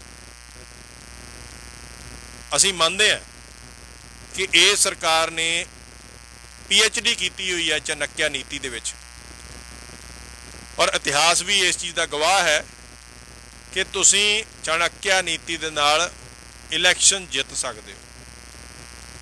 ਔਰ ਇਹਨਾਂ ਨੇ ਬਹੁਤ ਬੇਖੂਬੀ ਦੇ ਨਾਲ ਇਲੈਕਸ਼ਨਾਂ ਜਿੱਤੀਆਂ ਵੀ ਨੇ, ਔਰ ਅਸੀਂ ਦਾਦ ਦਿੰਦੇ ਹਾਂ ਇਸ ਚੀਜ਼ ਦੀ ਕਿ ਉਹਨਾਂ ਨੇ ਚਾਣਕਿਆ ਨੀਤੀ ਬਹੁਤ ਵਧੀਆ ਤਰੀਕੇ ਨਾਲ ਇਸਤੇਮਾਲ ਕੀਤੀ ਹੈ। ਮਗਰ ਸ਼ਾਇਦ ਉਹਨਾਂ ਨੂੰ ਆਪਣਾ ਹੀ ਇਤਿਹਾਸ ਭੁੱਲ ਗਿਆ ਕਿ ਉਹਨਾਂ ਦੇ ਇਤਿਹਾਸ ਵਿੱਚ ਇਹ ਵੀ ਲਿਖਿਆ ਹੈ ਕਿ ਤੁਸੀਂ ਇਲੈਕਸ਼ਨ ਤਾਂ ਜ਼ਰੂਰ ਜਿੱਤ ਸਕਦੇ ਹੋ ਚਾਣਕਿਆ ਨੀਤੀ ਦੇ ਨਾਲ, ਮਗਰ ਤੁਸੀਂ ਗਵਰਨੈਂਸ ਨਹੀਂ ਕਰ ਸਕਦੇ, ਤੁਸੀਂ ਦੇਸ਼ ਚਾਣਕਿਆ ਨੀਤੀ ਨਾਲ ਨਹੀਂ ਚਲਾ ਸਕਦੇ। ਉਹਦੇ ਵਾਸਤੇ ਰਾਮ ਰਾਜਿਆ ਉਹ ਜ਼ਰੂਰੀ ਹੁੰਦਾ ਹੈ। ਜੇ ਤੁਸੀਂ ਪ੍ਰਜਾ ਦੀ ਨਹੀਂ ਸੁਣੋਗੇ ਤੇ ਸ਼ਾਇਦ ਪ੍ਰਜਾ ਦੀ ਤਾਕਤ ਤੁਹਾਡੇ IT ਸੈੱਲ ਨਾਲੋਂ, ਤੁਹਾਡੀਆਂ ਫੋਰਸਿਸ ਨਾਲੋਂ ਜ਼ਿਆਦਾ ਹੈ। ਜੇ ਲੋਕ ਔਰੰਗਜ਼ੇਬ ਦੇ ਅਗੇਂਸਟ ਵੀ ਲੜ ਸਕਦੇ ਨੇ, ਜੇ ਲੋਕ ਮੁਹੰਮਦ ਤੁਗਲਕ ਦੇ ਅਗੇਂਸਟ ਲੜ ਸਕਦੇ ਨੇ, ਮੁਹੰਮਦ ਗੌਰੀ ਦੇ ਅਗੇਂਸਟ ਲੜ ਸਕਦੇ ਨੇ, ਔਰ ਬਹੁਤ ਸਾਰੇ ਐਸੇ ਲੋਕ ਜਿਨ੍ਹਾਂ ਨੇ ਫਰੀडम ਆਫ ਸਪੀਚ ਔਰ ਹਿਊਮਨ ਰਾਈਟਸ ਦੇ ਉੱਤੇ ਉਹਦੀ ਉਲੰਘਣਾ ਦਾ ਇਤਿਹਾਸ ਰਚਿਆ, ਲੋਕ ਉਹਨਾਂ ਦੇ ਅਗੇਂਸਟ ਵੀ ਲੜਦੇ ਰਹੇ ਨੇ। ਔਰ ਅੱਜ ਵੀ ਜਿੰਨਾ ਮਰਜ਼ੀ ਡਰ ਪਾ ਦਿੱਤਾ ਜਾਏ, 18 ਸਾਲ ਦੀ ਗ੍ਰੇਟਾ ਦੁਬਾਰਾ ਲਿਖਦੀ ਹੈ ਕਿ no amount of hate or fear will change my support। ਮੈਨੂੰ ਲੱਗਦਾ ਹੈ ਕਿ ਇਹ ਜਿਹੜੇ ਲੋਕ ਦਿਖਾਵੇ ਦੇ ਦੇਸ਼ ਭਗਤ ਨੇ, ਜਿਹੜੇ ਹੁਣੇ ਦੇਸ਼ ਭਗਤੀ ਜਿਨ੍ਹਾਂ ਨੂੰ ਸ਼ਾਇਦ ਸਮਝ ਆਈ ਹੈ, ਉਹ ਇੱਕ ਬਹੁਤ ਵੱਡਾ ਨੁਕਸਾਨ ਜਿਹੜਾ ਆ ਉਹ ਦੇਸ਼ ਲਈ ਕਰ ਰਹੇ ਨੇ। ਜਦੋਂ ਤੁਸੀਂ ਗੰਦੀ ਤੋਂ ਗੰਦੀ ਭਾਸ਼ਾ, ਭੈੜੀ ਤੋਂ ਭੈੜੀ ਗੱਲ, ਮਾੜੀ ਤੋਂ ਮਾੜੀ ਉਦਾਹਰਨ ਆਪਣੀ ਜਿਹੜੀ ਆ ਸ਼ਬਦਾਵਲੀ 'ਚ ਕਿਸੇ ਦੀ ਪੋਸਟ ਉੱਤੇ ਉਹਨੂੰ ਕਾਊਂਟਰ ਕਰਨ ਨੂੰ ਲਿਖਦੇ ਹੋ, ਤੇ ਸ਼ਾਇਦ ਤੁਸੀਂ ਇਹ ਭੁੱਲ ਜਾਂਦੇ ਹੋ ਕਿ ਪੜ੍ਹਨ ਵਾਲਾ ਜਿਹੜਾ ਆ ਉਹ ਸਾਡੇ ਦੇਸ਼ ਬਾਰੇ ਕੀ ਸੋਚਦਾ। ਸਾਨੂੰ ਬਹੁਤ ਅਫਸੋਸ ਹੁੰਦਾ ਉਹਨਾਂ ਦੇਸ਼ ਭਗਤਾਂ ਦੇ ਬਾਰੇ ਸੋਚ ਕੇ ਜਿਹੜੇ 2014 ਤੋਂ ਬਾਅਦ ਦੇਸ਼ ਭਗਤ ਬਣੇ ਨੇ, ਕਿ ਜੋ ਉਹ ਲਿਖਦੇ ਨੇ ਕੀ ਉਹ ਸਾਡਾ ਐਕਚੁਅਲੀ ਕਲਚਰ ਹੈ। ਇੱਕ ਪਾਸੇ ਦਾ ਗਊ ਮਾਤਾ ਹੈ ਔਰ ਦੂਸਰੇ ਪਾਸੇ ਤੁਸੀਂ ਇੰਨਾ ਗੰਦਾ ਔਰ ਇੰਨਾ ਭੈੜਾ ਸ਼ਬਦ ਯੂਜ਼ ਕਰਦੇ ਹੋ, ਗਾਲਾਂ ਤੱਕ ਜਾਂਦੇ ਹੋ, ਕਿਉਂਕਿ ਤੁਸੀਂ ਲੌਜਿਕ ਦੇ ਨਾਲ ਉਸ ਨਾ ਤੇ ਟਵੀਟ ਨੂੰ ਕਾਊਂਟਰ ਕਰ ਸਕਦੇ ਹੋ। ਇੱਕ ਟਵੀਟ ਇਹ ਲਿਖਦਾ ਹੈ ਕਿ ਸਾਨੂੰ ਫਰੀडम ਆਫ ਸਪੀਚ ਹੋਣੀ ਚਾਹੀਦੀ ਹੈ, ਇੰਟਰਨੈਟ ਬੰਦ ਨਹੀਂ ਹੋਣਾ ਚਾਹੀਦਾ, ਕਿਉਂਕਿ ਉਹਦਾ ਜਵਾਬ ਨਹੀਂ ਹੈ। ਇਸ ਕਰਕੇ ਅਸੀਂ ਕੰਟੀਨਿਊਸਲੀ ਮਾੜੇ ਤੋਂ ਮਾੜਾ ਪਰਸਨਲ ਅਟੈਕ ਕਰਕੇ उस बंदे का मूँह बंद कराने की कोशिश करते हैं, चाहे वो आदमी है चाहे औरत है। सानू ये जरूर सोचना चाहिए कि ये नाल साडे देश की इमेज की बन रही है। देश की इमेज वो नहीं जिहड़े चंद टीवी चैनल्स या रेडियो वो बनाने की कोशिश कर रहे हैं।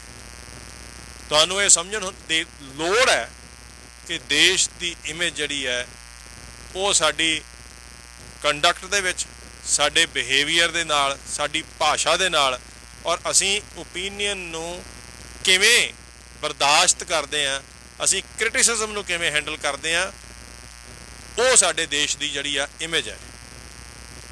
एक पासे असी इमेज ये बनाने की कोशिश करते हैं कि साडे बहुत टॉलरेंस है।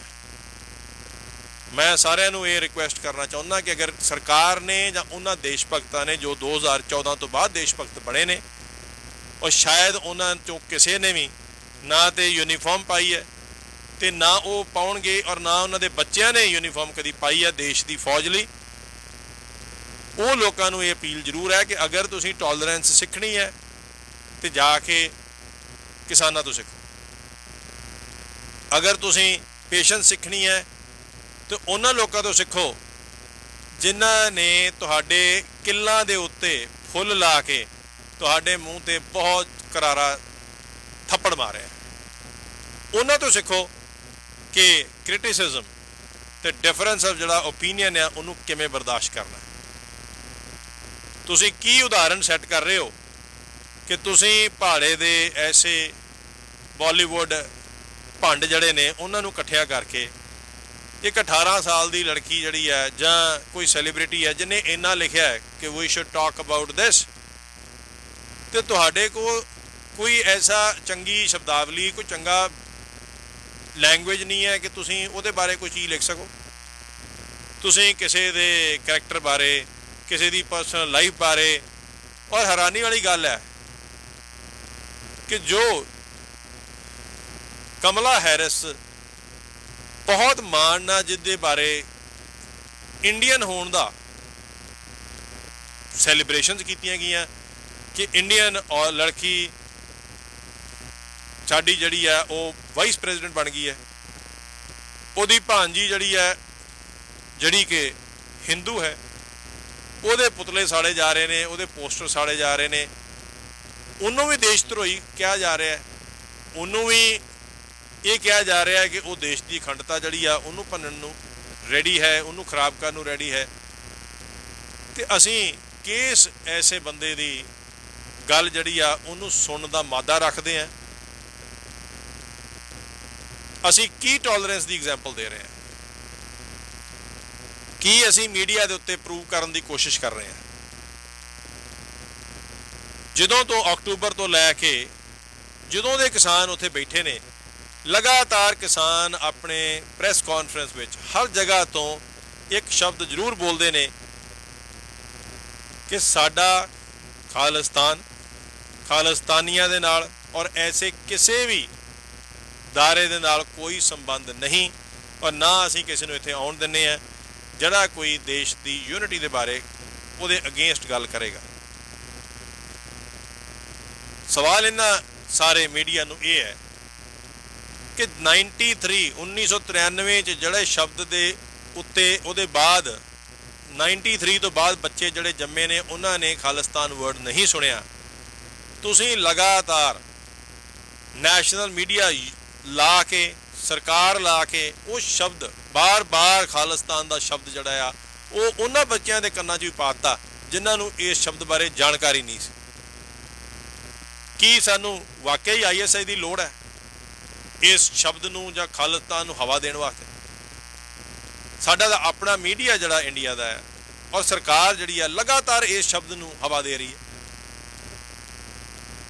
फिर ISI नूं असीं क्यों ब्लेम कर रहे हैं जदों असीं लगातार ऐसा शब्द जिहदे बारे कोई गल ही नहीं कर रहा, अज हर सिख खालिस्तानी बन रहा है। मैं उन्हां देश भगतां नूं जिहड़े 2014 तो बाद देश भगत बने ने उन्होंने सवाल ये करना चाहुंदा कि कोई भी सोशल मीडिया उत्ते कोई खालिस्तान का वर्ड यूज़ कर रहा, और तुहाडे कोल एक खालिस्तान वर्ड तो इलावा कोई वर्ड ही नहीं है। ਤੁਹਾਡੇ ਕੋਲ ਹਰ ਓਪੀਨੀਅਨ ਦਾ ਆਨਸਰ ਇੱਕ ਹੀ ਹੈ ਕਿ ਜਾਂ ਤੇ ਤੁਸੀਂ ਗਾਲਾਂ ਲਿਖ ਸਕਦੇ ਹੋ ਤੇ ਜਾਂ ਤੁਸੀਂ ਪਰਸਨਲ ਅਟੈਕ ਕਰ ਸਕਦੇ ਹੋ, ਔਰ ਜਾਂ ਤੁਸੀਂ ਉਹਨੂੰ ਖਾਲਿਸਤਾਨੀ ਕਹਿ ਸਕਦੇ ਹੋ, ਜਾਂ ਤੁਸੀਂ ਉਹਨੂੰ ISI ਕਹਿ ਸਕਦੇ ਹੋ। ਇਹਦੇ ਇਲਾਵਾ ਕੀ ਸਾਰੇ ਦੇਸ਼ ਦੇ ਵਿੱਚ ਉਹਨਾਂ ਦੇਸ਼ ਭਗਤਾਂ ਕੋਲ ਸਰਕਾਰ ਕੋਈ ਸ਼ਬਦ ਮੁੱਕ ਗਏ ਨੇ ਕਿ ਉਹ ਇੱਕ ਨਾਰਮਲ ਟਵੀਟ ਦਾ ਆਨਸਰ ਜਾਂ ਇੱਕ ਨਾਰਮਲ ਬੰਦਾ ਜੋ ਲਿਖ ਰਿਹਾ ਹੈ ਕਿ ਮੈਂ ਬਿੱਲਾਂ ਦੀ ਸਪੋਰਟ ਨਹੀਂ ਕਰਦਾ, ਉਹ ਤਾਂ ਖਾਲਿਸਤਾਨ ਦੀ ਗੱਲ ਕਰ ਨਹੀਂ ਰਿਹਾ। ਜੇ ਤਾਮਿਲਨਾਡੂ ਦਾ ਕਿਸਾਨ ਹੈ ਜਾਂ ਹਰਿਆਣੇ ਦਾ ਕਿਸਾਨ ਹੈ ਜਾਂ UP ਦਾ ਕਿਸਾਨ ਹੈ, ਉਹ ਖਾਲਿਸਤਾਨ ਦੀ ਗੱਲ ਕਰ ਰਿਹਾ, ਮਗਰ ਲਗਾਤਾਰ ਤੁਸੀਂ ਉਹਦੇ ਕੰਨਾਂ ਦੇ ਵਿੱਚ, ਬੱਚਿਆਂ ਦੇ ਕੰਨਾਂ ਦੇ ਵਿੱਚ ਖਾਲਿਸਤਾਨ ਸ਼ਬਦ ਪਾ ਰਹੇ ਹੋ। ਸੋ ਤੁਸੀਂ ਐਕਚੁਅਲੀ ਇਹ ਪ੍ਰੂਵ ਕਰ ਰਹੇ ਹੋ ਕਿ ਤੁਸੀਂ ISI ਦੇ ਨਾਲ ਮਿਲੇ ਹੋਏ ਹੋ।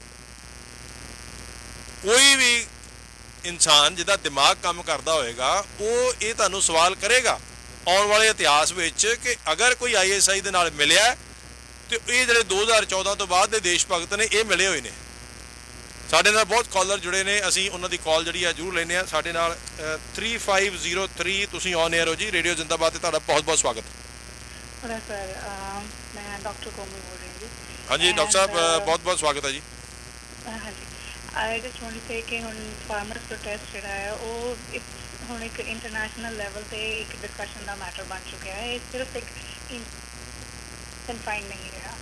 ਐਂਡ ਜਿਹੜੇ ਵੀ ਸੈਲੀਬ੍ਰਿਟੀਜ਼ ਵਰਲਡ ਵਾਈਡ ਹਰ ਸਟੈਚਰ ਦੇ ਜੇ ਉਸ ਬਾਰੇ ਕੁਝ ਕਹਿ ਰਹੇ ਨੇ ਜਾਂ ਆਪਣਾ ਕੰਸਰਨ ਸ਼ੇਅਰ ਕਰ ਰਹੇ ਨੇ, ਫਿਰ ਰਾਦਰ ਦੈਨ ਅਸੀਂ ਲੋਕ ਬੀਇੰਗ ਥੈਂਕਫੁਲ ਕਿ ਸਾਡੀ ਮੂਵਮੈਂਟ ਨੂੰ ਸਪੋਰਟ ਮਿਲ ਰਹੀ ਹੈ, ਸਾਡੇ ਹੀ ਕੁਝ ਲੋਕ ਉਹਨਾਂ ਨੂੰ ਪਰਸਨਲ ਅਟੈਕ ਕਰ ਰਹੇ ਨੇ ਜਾਂ ਕ੍ਰਿਟਿਸਾਈਜ਼ ਕਰ ਰਹੇ ਨੇ। It is really embarrassing. ਜੀ ਆਈ ਐਡਮਿਟ ਉਹਨਾਂ ਨੂੰ ਹੁਣ ਜਿਵੇਂ ਰਿਹਾਨਾ ਹੋ ਗਏ ਜਾਂ ਗ੍ਰੈਟਾ ਹੋ ਗਏ, ਉਹ ਸ਼ਾਇਦ ਨਹੀਂ ਸਮਝਦੇ ਤੇ ਕਿ ਇਹਨਾਂ ਫਾਰਮਰਸ ਲਾਅ ਦੀ ਫਾਰਮਰਸ ਨੂੰ ਕੀ ਫਾਇਦੇ ਨੇ ਜਾਂ ਨੁਕਸਾਨ ਨੇ। ਉਹ ਸਿਰਫ ਆਪਣਾ concern as a human being ਸਿਰਫ ਉਹ ਸ਼ੇਅਰ ਕਰ ਰਹੇ ਨੇ ਜੀ। ਐਂਡ ਸਾਡੇ ਲੋਕ ਉਹਨਾਂ ਨੂੰ ਵਾਪਸ ਪਰਸਨਲ ਅਟੈਕ ਕਰਕੇ ਜਾਂ ਇੱਦਾਂ ਕਰ ਰਹੇ ਨੇ। ਸਾਡੇ ਕੰਟਰੀ, ਸਾਡੇ ਕਲਚਰ, ਇੰਡੀਅਨ ਕਲਚਰ 'ਚ ਜਿੱਥੇ ਅਸੀਂ ਵੂਮਨ ਨੂੰ ਇੰਨੇ ਹਾਈ ਰਿਗਾਰਡ 'ਚ ਰੱਖਦੇ ਹਾਂ, these kind of things ਜੋ ਇੱਦਾਂ ਹੁੰਦੀਆਂ ਨੇ, it is really embarrassing। ਬਿਲਕੁਲ ਡਾਕਟਰ ਸਾਹਿਬ, ਬਹੁਤ ਬਹੁਤ ਧੰਨਵਾਦ, ਤੁਸੀਂ ਕਾਲ ਕੀਤੀ ਆ। ਤੁਸੀਂ ਜੋ ਗੱਲ ਕੀਤੀ ਆ ਅਸੀਂ ਬਿਲਕੁਲ ਉਹੀ ਗੱਲ ਕਰਨ ਦੀ ਕੋਸ਼ਿਸ਼ ਕਰ ਰਹੇ ਹਾਂ ਕਿ ਇੱਕ ਪਾਸੇ ਤਾਂ ਜਿਹੜਾ ਗਊ ਮਾਤਾ ਹੈ ਉਹਨੂੰ ਅਸੀਂ ਇੱਕ ਜਾਨਵਰ ਨੂੰ ਵੀ ਇੰਨਾ ਵੱਡਾ ਦਰਜਾ ਦਿੰਨਾ ਹੈ, ਔਰ ਦੂਸਰੇ ਪਾਸੇ ਅਸੀਂ ਕੋਈ ਵੀ ਔਰਤ ਹੈ, ਕੋਈ ਵੀ ਬਜ਼ੁਰਗ ਹੈ, ਕੋਈ ਵੀ ਅਗਰ ਕੋਈ ਡਿਫਰੈਂਟ ਆਪਣਾ ਓਪੀਨੀਅਨ ਜਿਹੜਾ ਆ ਉਹ ਡਿਫਰੈਂਟ ਰੱਖਦਾ ਹੈ ਤੇ ਉਹਨੂੰ ਅਸੀਂ ਭੈੜੀ ਤੋਂ ਭੈੜੀ ਸ਼ਬਦਾਵਲੀ, ਮਾੜੇ ਤੋਂ ਮਾੜੇ ਸ਼ਬਦ ਜਾਂ ਐਸੀ ਚੀਜ਼ਾਂ ਬੋਲਦੇ ਹਾਂ ਜਿਹਦੇ ਨਾਲ ਸਾਡਾ ਸਿਰਫ ਇੱਕ ਨੈਗੇਟਿਵ ਇਮੇਜ ਬਣਦੀ ਹੈ। ਬਹੁਤ ਬਹੁਤ ਧੰਨਵਾਦ, ਤੁਸੀਂ ਸਾਡੇ ਨਾਲ ਜੁੜੇ, ਤੁਹਾਡਾ ਬਹੁਤ ਬਹੁਤ ਸ਼ੁਕਰੀਆ ਜੀ। ਹਾਂਜੀ, ਤੁਹਾਡਾ ਬਹੁਤ ਬਹੁਤ ਸਵਾਗਤ ਹੈ ਜੀ। 0055 ਤੁਸੀਂ ਔਨ 에ਅਰ ਹੋ ਜੀ। ਕਰਨਲ ਰੁਪਿੰਦਰ ਨਰਿੰਦਰ ਸੈਣੀ ਹੈ। ਹਾਂਜੀ ਸੈਣੀ ਸਾਹਿਬ, ਬਹੁਤ ਬਹੁਤ ਸਵਾਗਤ ਹੈ ਜੀ। ਤੁਸੀਂ ਸਾਰਾ ਕੁਝ ਤਾਂ ਕਹੀ ਦਿੰਦੇ ਹੋ, ਪਰ ਮੈਂ ਇਹ ਚੀਜ਼ ਕਹਿਣਾ ਚਾਹੁੰਦਾ ਵੀ ਇਹ ਇੰਡੀਆ ਦੀ ਮਾੜੀ ਕਿਸਮਤ ਹੈ ਕਿ ਜੋ ਅੱਜ ਦੀ ਡੇਟ ਦੇ ਵਿੱਚ ਸਾਰਾ ਕੁਝ ਹੋ ਰਿਹਾ, ਚੱਲ ਰਿਹਾ ਗਵਰਨੈਂਸ ਦੇ ਨਾਂ 'ਤੇ ਜਾਂ ਕੰਟਰੀ ਨੂੰ ਮੈਨੇਜਮੈਂਟ ਦੇ ਨਾਂ 'ਤੇ, ਲੇਕਿਨ ਇਹ ਲੋਕਾਂ ਨੇ ਹੀ ਚੁਣਿਆ ਇਹ ਲੋਕ, ਰਾਈਟ। ਔਰ ਆਪੋਜੀਸ਼ਨ ਪਾਰਟੀ ਜਿਹੜੀਆਂ ਵੀ ਹੈਗੀਆਂ, ਮੇਜਰ ਕਾਂਗਰਸ ਹੈ ਜਾਂ ਹੋਰ ਹੈ, ਇਹ ਉਹਨਾਂ ਦਾ ਫੇਲਿਅਰ ਹੈ ਕਿ ਇਹ ਪਾਵਰ 'ਚ ਆਏ। ਇਹਨੂੰ ਆਪਾਂ ਇੱਥੇ ਛੱਡ ਦਈਏ। ਆਜ਼ਾਦੀ ਦੀ ਲੜਾਈ ਤੋਂ ਪਹਿਲਾਂ ਅਸੀਂ ਸਾਰਾ ਜਾਣਦੇ ਹਾਂ ਕਿ ਇਹਨਾਂ ਦਾ RSS ਦਾ ਕੀ ਰੋਲ ਸੀਗਾ, ਕਿ ਇਹਨਾਂ ਦੇ ਕੋਈ ਹੀਰੋ ਸੀਗੇ, ਚਾਹੇ ਉਹ ਵੀਰ ਸਵਰਕਰ ਹੈਗੇ ਆ, ਚਾਹੇ ਗੋਲਕਰ ਹੈਗੇ ਆ। ਤੁਸੀਂ ਇਹ ਦੇਖੋ ਵੀ ਜੇ ਇਹ ਵੀ ਉਹਨਾਂ ਨੂੰ ਆਪਣੇ ਹੀਰੋ ਮੰਨਦੇ ਹੁੰਦੇ ਤਾਂ ਇਹ ਗਾਂਧੀ ਦੀ ਜਾਂ ਸਰਦਾਰ ਪਟੇਲ ਦੀ ਜਾਂ ਸੁਭਾਸ਼ ਚੰਦਰ ਬੋਸ ਦੀ, ਜਿਹੜੇ ਕਿ ਤਿੰਨੋਂ ਹੀ ਕਾਂਗਰਸੀ ਲੀਡਰ ਸੀ, ਉਹਨਾਂ ਦੀਆਂ ਤਾਰੀਫਾਂ ਨਾ ਕਰਦੇ, ਉਹਨਾਂ ਦੇ ਪੁੱਤ ਨਾ ਲਗਾਦੇ। ਔਰ ਤੁਸੀਂ ਸਭ ਨਾਲ ਵੱਡੀ ਗੱਲ ਇਹ ਹੈ ਕਿ ਮਤਲਬ ਇੱਕ ਸ਼ਰਮ ਵਾਲੀ ਗੱਲ ਹੈ, ਇੱਕ ਪਾਸੇ ਗਾਂਧੀ ਦੇ ਪੁੱਤ ਦੇ ਉੱਤੇ ਫੁੱਲ ਚੜਾਉਂਦੇ ਆ ਔਰ ਉਹ ਕਹਿੰਦੇ ਸਾਡੇ ਇਹ ਨੈਸ਼ਨਲ ਲੀਡਰ ਹੈ, ਔਰ ਦੂਜੇ ਪਾਸੇ ਜਿਹਨੇ ਗੋਲੀ ਮਾਰੀ ਉਹਨੂੰ ਗੋਡਸੇ ਨੇ, ਦੂਜੇ ਪਾਸੇ ਉਹਨੂੰ ਪੂਜਾ ਕਰਦੇ ਆ। ਔਰ ਉਹ ਪੂਜਾ ਕੌਣ ਕਰ ਰਿਹਾ? ਬਾਕੀਆਂ ਨੂੰ ਛੱਡ ਦਿਓ ਤੁਸੀਂ, ਸਾਡੇ ਜਿਹੜੇ ਆਨਰੇਬਲ ਪ੍ਰਧਾਨ ਮੰਤਰੀ ਹੈ ਸਰਦਾਰ ਸ਼੍ਰੀ ਨਰਿੰਦਰ ਮੋਦੀ ਜੀ, ਉਹ ਇੱਕ ਇਹ ਪੂਜਾ, ਉਹਦੀ ਪੂਜਾ ਕਰ ਰਹੇ। ਸੋ what do you expect from the crowd down the line? Down the line ਵੀ ਉਹੀ ਲੋਕੀ ਕਰਨਗੇ। ਗਊ ਮਾਤਾ ਅਗਰ ਮਾਤਾ ਸਭ ਨੂੰ ਵੱਧ ਅਗਰ ਕੋਈ ਸਮਝਦਾ ਸੀ ਜਾਂ ਸਮਝਦਾ ਹੈ ਤਾਂ ਕਿਸਾਨ ਸਮਝਦਾ ਹੈ, ਕਿਉਂਕਿ ਹੁਣ ਤਾਂ ਖੇਤੀਬਾੜੀ ਇੰਡੀਆ ਦੇ ਵਿੱਚ ਟਰੈਕਟਰਾਂ ਨਾਲ ਹੋਣ ਲੱਗ ਪਈ ਜਾਂ ਕੁਛ ਵੀ। ਤੇ ਗਊ ਮਾਤਾ ਜਿਹੜੀ ਘਰ ਰੱਖੀਆਂ ਸੀਗੀਆਂ, ਉਹ ਘਰ 'ਚ ਦੁੱਧ ਦਿੰਦੀਆਂ ਸੀ, ਬਛੜੇ ਪੈਦਾ ਕਰਦੀ, ਬਛੜਿਆਂ ਤੋਂ ਬਲਦ ਬਣਦੇ ਸੀ, ਉਹਨਾਂ ਦਾ ਗੋਬਰ ਜਿਹੜਾ ਹੁੰਦਾ ਸੀ ਸਾਰਾ ਉਹ ਖਾਦ ਬਣਦੀ ਖੇਤਾਂ 'ਚ ਪਾਉਂਦੇ ਸੀ। ਤੋਂ ਅਸਲੀ ਮਾਤਾ ਦੀ ਪੂਜਾ ਜੇ ਹਿਸਾਬ ਨਾਲ ਸਮਝੇ ਤਾਂ ਉਹ ਕਰਦੇ ਸੀ। ਇਹ ਤਾਂ ਗਊ ਮਾਤਾ ਉਹ ਬੰਦੇ ਕਹਿ ਰਹੇ ਆ ਜਿਨ੍ਹਾਂ ਨੇ ਕਦੇ ਗਊ ਮਾਤਾ ਨੂੰ ਪਾਲਿਆ ਹੀ ਨਹੀਂ ਹੈ।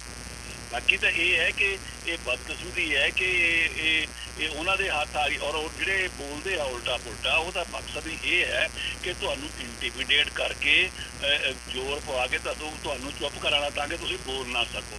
ਪਰ ਇਹ ਜਿੰਨਾ ਦਬਾਉਣਗੇ ਉਨਾ ਹੀ ਉੱਭਰ ਕੇ ਆਏਗੀ। ਇੰਟਰਨੈਸ਼ਨਲ ਮੂਵਮੈਂਟ ਆਲਰੇਡੀ ਬਣ ਚੁੱਕਿਆ। ਜਿਹੜੇ ਤੁਸੀਂ ਸਟਾਰਸ ਦੀ ਗੱਲ ਕੀਤੀ ਹੈ, ਰਿਹਾਨਾ ਹੈਗੇ ਚਾਹੇ ਉਹ ਜਾਂ ਹੋਰ ਹੈਗੇ ਆ, ਮਤਲਬ ਉਹਨਾਂ ਤੇ FIR ਕਰ ਰਹੇ ਹੋ, ਰਾਈਟ? ਗ੍ਰੇਟਾ ਤੇ ਤੁਸੀਂ FIR ਕਰ ਰਹੇ ਹੋ, 16-17 ਸਾਲ ਦੀ ਲੜਕੀ ਹੈ, ਉਹਦੇ ਤੁਸੀਂ ਬੋਲਡਨੈਸ ਦੇਖੋ। ਪਰ ਇਹ ਬਦਕਿਸਮਤੀ ਹੈ। ਔਰ ਇਹ ਜਿੱਦਾਂ ਕਹਿੰਦੇ ਨਾ ਵਿਨਾਸ਼ਕਾਲ ਬੁੱਧੀ ਵਿਪਰੀਤ ਵਾਲੀ ਗੱਲ ਹੈਗੀ ਆ। ਤੇ ਇਹ ਲੋਕੀ ਸਾਰਾ ਸਮਝਦੇ ਆ। ਅੱਜ ਦੀ ਡੇਟ 'ਚ ਹਰੇਕ ਕੋਈ ਸੋਸ਼ਲ ਮੀਡੀਆ ਇੰਨਾ ਸਟਰੋਂਗ ਹੈ, ਚਾਹੇ ਨੈਸ਼ਨਲ ਮੀਡੀਆ ਜੋ ਮਰਜ਼ੀ ਕਰ ਲਵੇ, ਇਹ ਗੋਦੀ ਮੀਡੀਆ ਬਣ ਜਾਵੇ ਚਾਹੇ ਕੁਛ ਵੀ, ਲੇਕਿਨ ਸੋਸ਼ਲ ਮੀਡੀਆ ਇੰਨਾ ਸਟਰੋਂਗ ਹੈ, ਕੋਈ ਵੀ ਕਿਤੇ ਗਲਤ ਚੀਜ਼ ਹੁੰਦੀ ਹੈ ਸੈਕਿੰਡ ਸਾਰੀ ਜਗ੍ਹਾ ਘੁੰਮ ਰਹੀ ਹੈ। ਔਰ ਜਿਹੜੀ ਫਾਰਮਰ ਐਜੂਟੇਸ਼ਨ ਹੈ, ਉਹ ਫਾਰਮਰ ਐਜੂਟੇਸ਼ਨ ਨਹੀਂ ਰਹੀ, ਇਹ ਇੰਟਰਨੈਸ਼ਨਲ ਹਿਊਮਨ ਰਾਈਟਸ ਦੀ ਐਜੂਟੇਸ਼ਨ ਬਣ ਚੁੱਕੀ ਹੈ। You are doing a great job, continue doing it. We all right thinking people are with you. Thank you so much ਜੀ। ਦੇਖੋ ਜਿਵੇਂ ਸਾਡੇ ਕਾਲਰਸ ਨੇ ਵੀ ਗੱਲ ਕੀਤੀ ਹੈ ਕਿ ਇਹ ਐਕਚੁਅਲੀ ਹੁਣ ਜਿਹੜੀ ਗੱਲ ਹੋ ਰਹੀ ਹੈ ਉਹ ਇਸ ਚੀਜ਼ ਦੀ ਗੱਲ ਨਹੀਂ ਹੋ ਰਹੀ ਕਿ ਕਿਸਾਨ ਬਿੱਲ ਜਿਹੜੇ ਨੇ ਉਹ ਸਹੀ ਨੇ ਜਾਂ ਗਲਤ ਨੇ। ਇਸ ਵੇਲੇ ਜਿਹੜੀ ਦੋ ਮੁੱਦਿਆਂ ਦੇ ਉੱਤੇ ਜਿਹੜੀ ਸਾਰੀ ਦੁਨੀਆ ਜਿਹੜੀ ਆ ਉਹ ਗੱਲ ਕਰ ਰਹੀ ਹੈ, ਉਹ ਇਹ ਹੈ ਕਿ ਜੇ ਕਿਸਾਨ ਜਿਹੜੇ ਫਾਰਮਰਸ ਬਿੱਲ ਨੇ ਜੇ ਉਹਨਾਂ ਦੀ ਸਪੋਰਟ ਕਰਨ ਵਾਲਾ ਉਹਦੇ ਉੱਤੇ FIR ਨਹੀਂ ਹੁੰਦੀ, ਉਹਦਾ ਫੇਸਬੁੱਕ ਅਕਾਊਂਟ ਜਿਹੜਾ ਨਹੀਂ ਬੰਦ ਕੀਤਾ ਜਾਂਦਾ, ਉਹਦਾ ਟਵਿੱਟਰ ਅਕਾਊਂਟ ਨਹੀਂ ਬੰਦ ਕੀਤਾ ਜਾਂਦਾ, ਉਹਦਾ WhatsApp ਅਕਾਊਂਟ ਨਹੀਂ ਬੰਦ ਕੀਤਾ ਜਾਂਦਾ, ਤੇ ਕੀ ਅਗਰ ਉਹਦੇ ਨਾਲ ਕਿਸੇ ਦਾ ਡਿਫਰੈਂਸ ਆਫ ਓਪੀਨੀਅਨ ਹੈ, ਜਿਹੜਾ ਕਿ ਸਾਡੀ ਕੌਨਸਟੀਟਿਊਸ਼ਨ ਦੇ ਵਿੱਚ ਇੱਕ ਫਰੀडम ਆਫ ਸਪੀਚ ਹੈ, ਅਗਰ ਉਹ ਕੋਈ ਦੇਸ਼ ਲਈ ਮਾੜਾ ਨਹੀਂ ਬੋਲ ਰਿਹਾ, ਅਗਰ ਉਹ ਕਿਸੇ ਇਨਸਾਨ ਲਈ ਮਾੜਾ ਨਹੀਂ ਬੋਲ ਰਿਹਾ, ਔਰ ਅਗਰ ਸਿਰਫ ਕੋਈ ਇਹ ਕਹਿ ਰਿਹਾ ਕਿ ਉਹ ਇਹਨਾਂ ਬਿੱਲਾਂ ਦੇ ਨਾਲ ਸਹਿਮਤੀ ਨਹੀਂ ਰੱਖਦਾ, ਤੇ ਉਹ ਕਿਹੜੀ ਡੈਫੀਨੇਸ਼ਨ ਜਿਹੜੀ ਹੈ ਸਾਡੀ ਇੰਡੀਅਨ ਪੈਨਲ ਕੋਡ ਦੀ ਕਿ ਜਿਹਦੇ ਉੱਤੇ ਕਿਹੜਾ ਕੇਸ ਬਣ ਸਕਦਾ ਕਿ ਉਹ ਇਹ ਨਹੀਂ ਬੋਲ ਸਕਦਾ ਹੈ ਕਿ ਉਹ ਇਹਨਾਂ ਬਿੱਲਾਂ ਦਾ ਵਿਰੋਧ ਕਰਦਾ। ਉਹਨਾਂ ਲੋਕਾਂ ਦਾ ਜੋ ਵਿਰੋਧ ਕਰ ਰਹੇ ਨੇ ਉਹਨਾਂ ਦੇ ਤੇ ਫੇਸਬੁੱਕ ਅਕਾਊਂਟ ਜਿਹੜੇ ਆ 30 ਦਿਨਾਂ ਲਈ ਸਸਪੈਂਡ ਕੀਤੇ ਜਾਂਦੇ ਨੇ, ਉਹਨਾਂ ਲੋਕਾਂ ਦੇ ਉੱਤੇ ਪਰਸਨਲ ਅਟੈਕ ਕੀਤੇ ਜਾਂਦੇ ਨੇ। ਤੇ ਕਿਉਂ ਨਾ ਸਾਰਾ ਮੀਡੀਆ, ਸਾਰਾ ਇੰਟਰਨੈਸ਼ਨਲ ਮੀਡੀਆ ਜਿਹੜਾ ਆ ਉਹ ਇਸ ਚੀਜ਼ ਉੱਤੇ ਹੈਰਾਨੀ ਪ੍ਰਗਟ ਕਰੇ ਕਿ ਕੀ ਵਜ੍ਹਾ ਹੈ। ਅਗਰ ਕੋਈ ਭਲੇ ਦੀ ਚੀਜ਼ ਹੋ ਰਹੀ ਹੈ ਔਰ ਲੋਕ ਉੱਥੇ ਚੁੱਪ ਕਰਕੇ ਬੈਠੇ ਨੇ, ਤੇ ਕੀ ਵਜ੍ਹਾ ਹੈ ਕਿ ਉੱਥੇ ਇੰਟਰਨੈਟ ਬੰਦ ਕਰਨ ਦੀ ਲੋੜ ਹੈ? ਕੀ ਲੁਕਾਉਣਾ ਚਾਹੁੰਦੀ ਹੈ ਸਰਕਾਰ?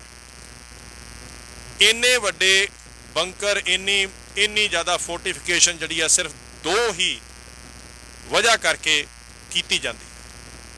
ਤੀਸਰੀ ਕਦੀ ਵੀ ਕੋਈ ਐਸੀ ਵਜ੍ਹਾ ਨਹੀਂ ਰਹੀ ਕਿ ਸਾਨੂੰ ਇੰਨੀ ਫੋਰਟੀਫਿਕੇਸ਼ਨ ਕਰਨੀ ਪਏ। ਇੱਕ ਵਜ੍ਹਾ ਹੁੰਦੀ ਹੈ ਕਿ ਸਾਨੂੰ ਬਹੁਤ ਡਰ ਲੱਗ ਰਿਹਾ, ਅਸੀਂ ਆਪਣੇ ਘਰਾਂ 'ਚ ਗਰਿੱਲਾਂ ਲਾਉਂਦੇ ਆ, ਜਾਂ ਲੋਹੇ ਦੇ ਦਰਵਾਜ਼ੇ ਲਾਈਏ, ਜਾਂ ਜਾਂਗਲੇ ਲਾਈਏ, ਉਹ ਇਸ ਕਰਕੇ ਆ ਕਿ ਅਸੀਂ ਆਪਣੇ ਆਪ ਨੂੰ ਪ੍ਰੋਟੈਕਟ ਕਰਨਾ ਚਾਹੁੰਦੇ ਆ ਵੀ ਸਾਨੂੰ ਡਰ ਲੱਗ ਰਿਹਾ। ਤੇ ਦੂਸਰੀ, ਜੇ ਸਾਨੂੰ ਇਹ ਲੱਗੇ ਕਿ ਜਿਨ੍ਹਾਂ ਲੋਕਾਂ ਤੋਂ ਅਸੀਂ ਪ੍ਰੋਟੈਕਟ ਕਰਨਾ ਹੈ ਉਹ ਲੋਕ ਜਿਹੜੇ ਆ ਸਾਡੇ ਦੁਸ਼ਮਣ ਨੇ।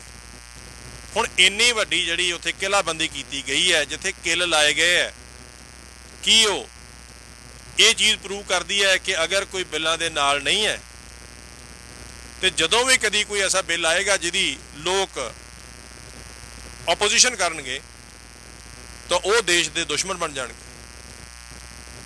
ਜਾਂ ਕੀ ਸਰਕਾਰ ਇੰਨੀ ਖੋਖਲੀ ਹੋ ਚੁੱਕੀ ਹੈ ਕਿ ਉਹਨਾਂ ਨੂੰ ਉੱਥੇ ਬੈਠੇ ਹੋਏ ਕਿਸਾਨਾਂ ਤੋਂ ਡਰ ਲੱਗਦਾ? ਉਸੇ ਤਰ੍ਹਾਂ ਕਿ ਜਿਵੇਂ ਸ਼ਾਇਦ ਮੁਗਲ ਰਾਜ ਜਿਹੜਾ ਸੀਗਾ ਜਦੋਂ ਦਿੱਲੀ ਤੇ ਸੀ, ਉਹਨਾਂ ਨੂੰ ਲੱਗਦਾ ਹੋਵੇਗਾ ਕਿ ਕਿਤੇ ਕੋਈ ਦਿੱਲੀ ਦੇ ਉੱਤੇ ਹਮਲਾ ਨਾ ਕਰ ਦੇ। ਅਸੀਂ ਕੀ ਸਬੂਤ ਦੇਣ ਦੀ ਕੋਸ਼ਿਸ਼ ਕਰ ਰਹੇ ਹਾਂ ਦੁਨੀਆ ਨੂੰ ਕਿ ਕੀ ਉੱਥੇ ਕਿਸਾਨ ਜਿਹੜੇ ਨੇ ਉਹ ਟੈਂਕ ਲੈ ਕੇ ਅਟੈਕ ਕਰਨ ਵਾਲੇ ਨੇ? ਕੀ ਜਿਹੜੇ ਉਹ ਕਿਸਾਨ ਨੇ ਉੱਥੇ ਬੈਠੇ ਉਹ ਹਾਥੀ ਘੋੜਿਆਂ ਨਾਲ ਦਿੱਲੀ ਦੇ ਉੱਤੇ ਚੜਾਵਾ ਕਰ ਦੇਣਗੇ? ਕਾਹਦੀ ਫੋਰਟੀਫਿਕੇਸ਼ਨ, ਉਹ ਕੀ ਉਹ ਦਰਸਾਉਂਦੀ ਹੈ, ਉਹ ਕੀ ਉਹ ਦੁਨੀਆ ਨੂੰ ਤੁਸੀਂ ਫੋਰਟੀਫਿਕੇਸ਼ਨ ਜਿਹੜੀ ਆ ਉਹ ਜਿਹੜਾ ਕਿਲ੍ਹਾਬੰਦੀ ਕੀਤੀ ਆ ਉਹਦੇ ਤੋਂ ਤੁਸੀਂ ਕਿਵੇਂ ਵਾਂਝਾ ਰੱਖ ਦੋਗੇ। ਔਰ ਜਦੋਂ ਤੁਹਾਡੇ ਤੇ ਇੰਟਰਨੈਸ਼ਨਲ ਪ੍ਰੈਸ਼ਰ ਪੈਂਦਾ ਤੇ ਤੁਸੀਂ ਜਿਹੜੇ ਇੰਨੇ 2019 ਦਾ ਇੰਟਰਨੈਟ ਸਰਵਿਸਿਜ਼ ਜਿਹੜੀਆਂ ਨੇ ਕਸ਼ਮੀਰ ਦੇ ਵਿੱਚ ਬੰਦ ਕੀਤੀਆਂ ਨੇ, ਤੁਸੀਂ ਉਸੇ ਵੇਲੇ 4G ਉੱਥੇ ਜਿਹੜਾ ਆ ਉਹਨੂੰ ਚਾਲੂ ਕਰ ਦਿੰਦੇ ਹੋ।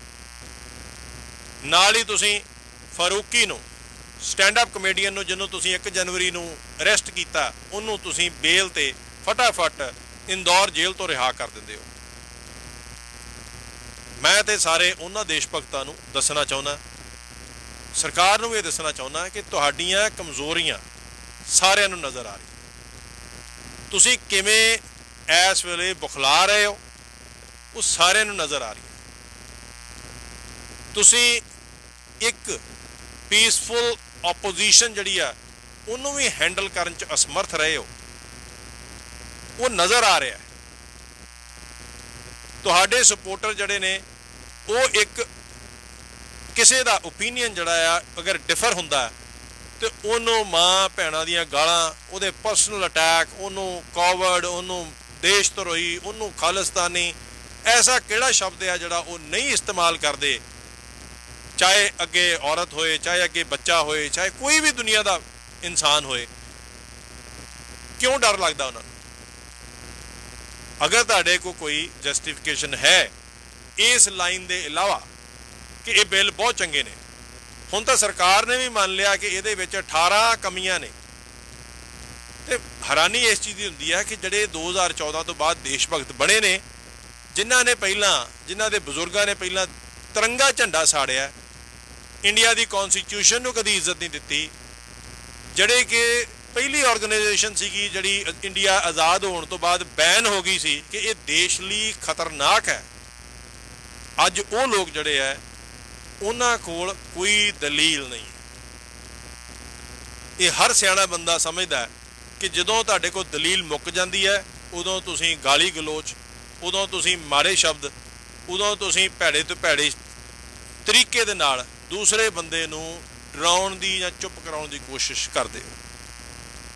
ਇਸੇ ਕਰਕੇ ਮੈਂ ਅੱਗੇ ਵੀ ਬੇਨਤੀ ਕਰ ਚੁੱਕਿਆ ਕਿ ਸਰਕਾਰ ਨੂੰ ਔਰ ਦੇਸ਼ ਭਗਤ ਜਿਹੜੇ 2014 ਤੋਂ ਬਾਅਦ ਬਣੇ ਨੇ ਉਹਨਾਂ ਨੂੰ ਦੋ ਚੀਜ਼ਾਂ ਜ਼ਰੂਰ ਸਮਝਣੀਆਂ ਚਾਹੀਦੀਆਂ, ਔਰ ਦੋ ਚੀਜ਼ਾਂ ਜਿਹੜੀਆਂ ਉਹਨਾਂ ਨੇ ਨਹੀਂ ਸਮਝੀਆਂ ਜਿਹਦੇ ਕਰਕੇ ਅੱਜ ਆਪਣੀ ਉਹ ਕਬਰ ਖੋਦ ਚੁੱਕੇ ਨੇ।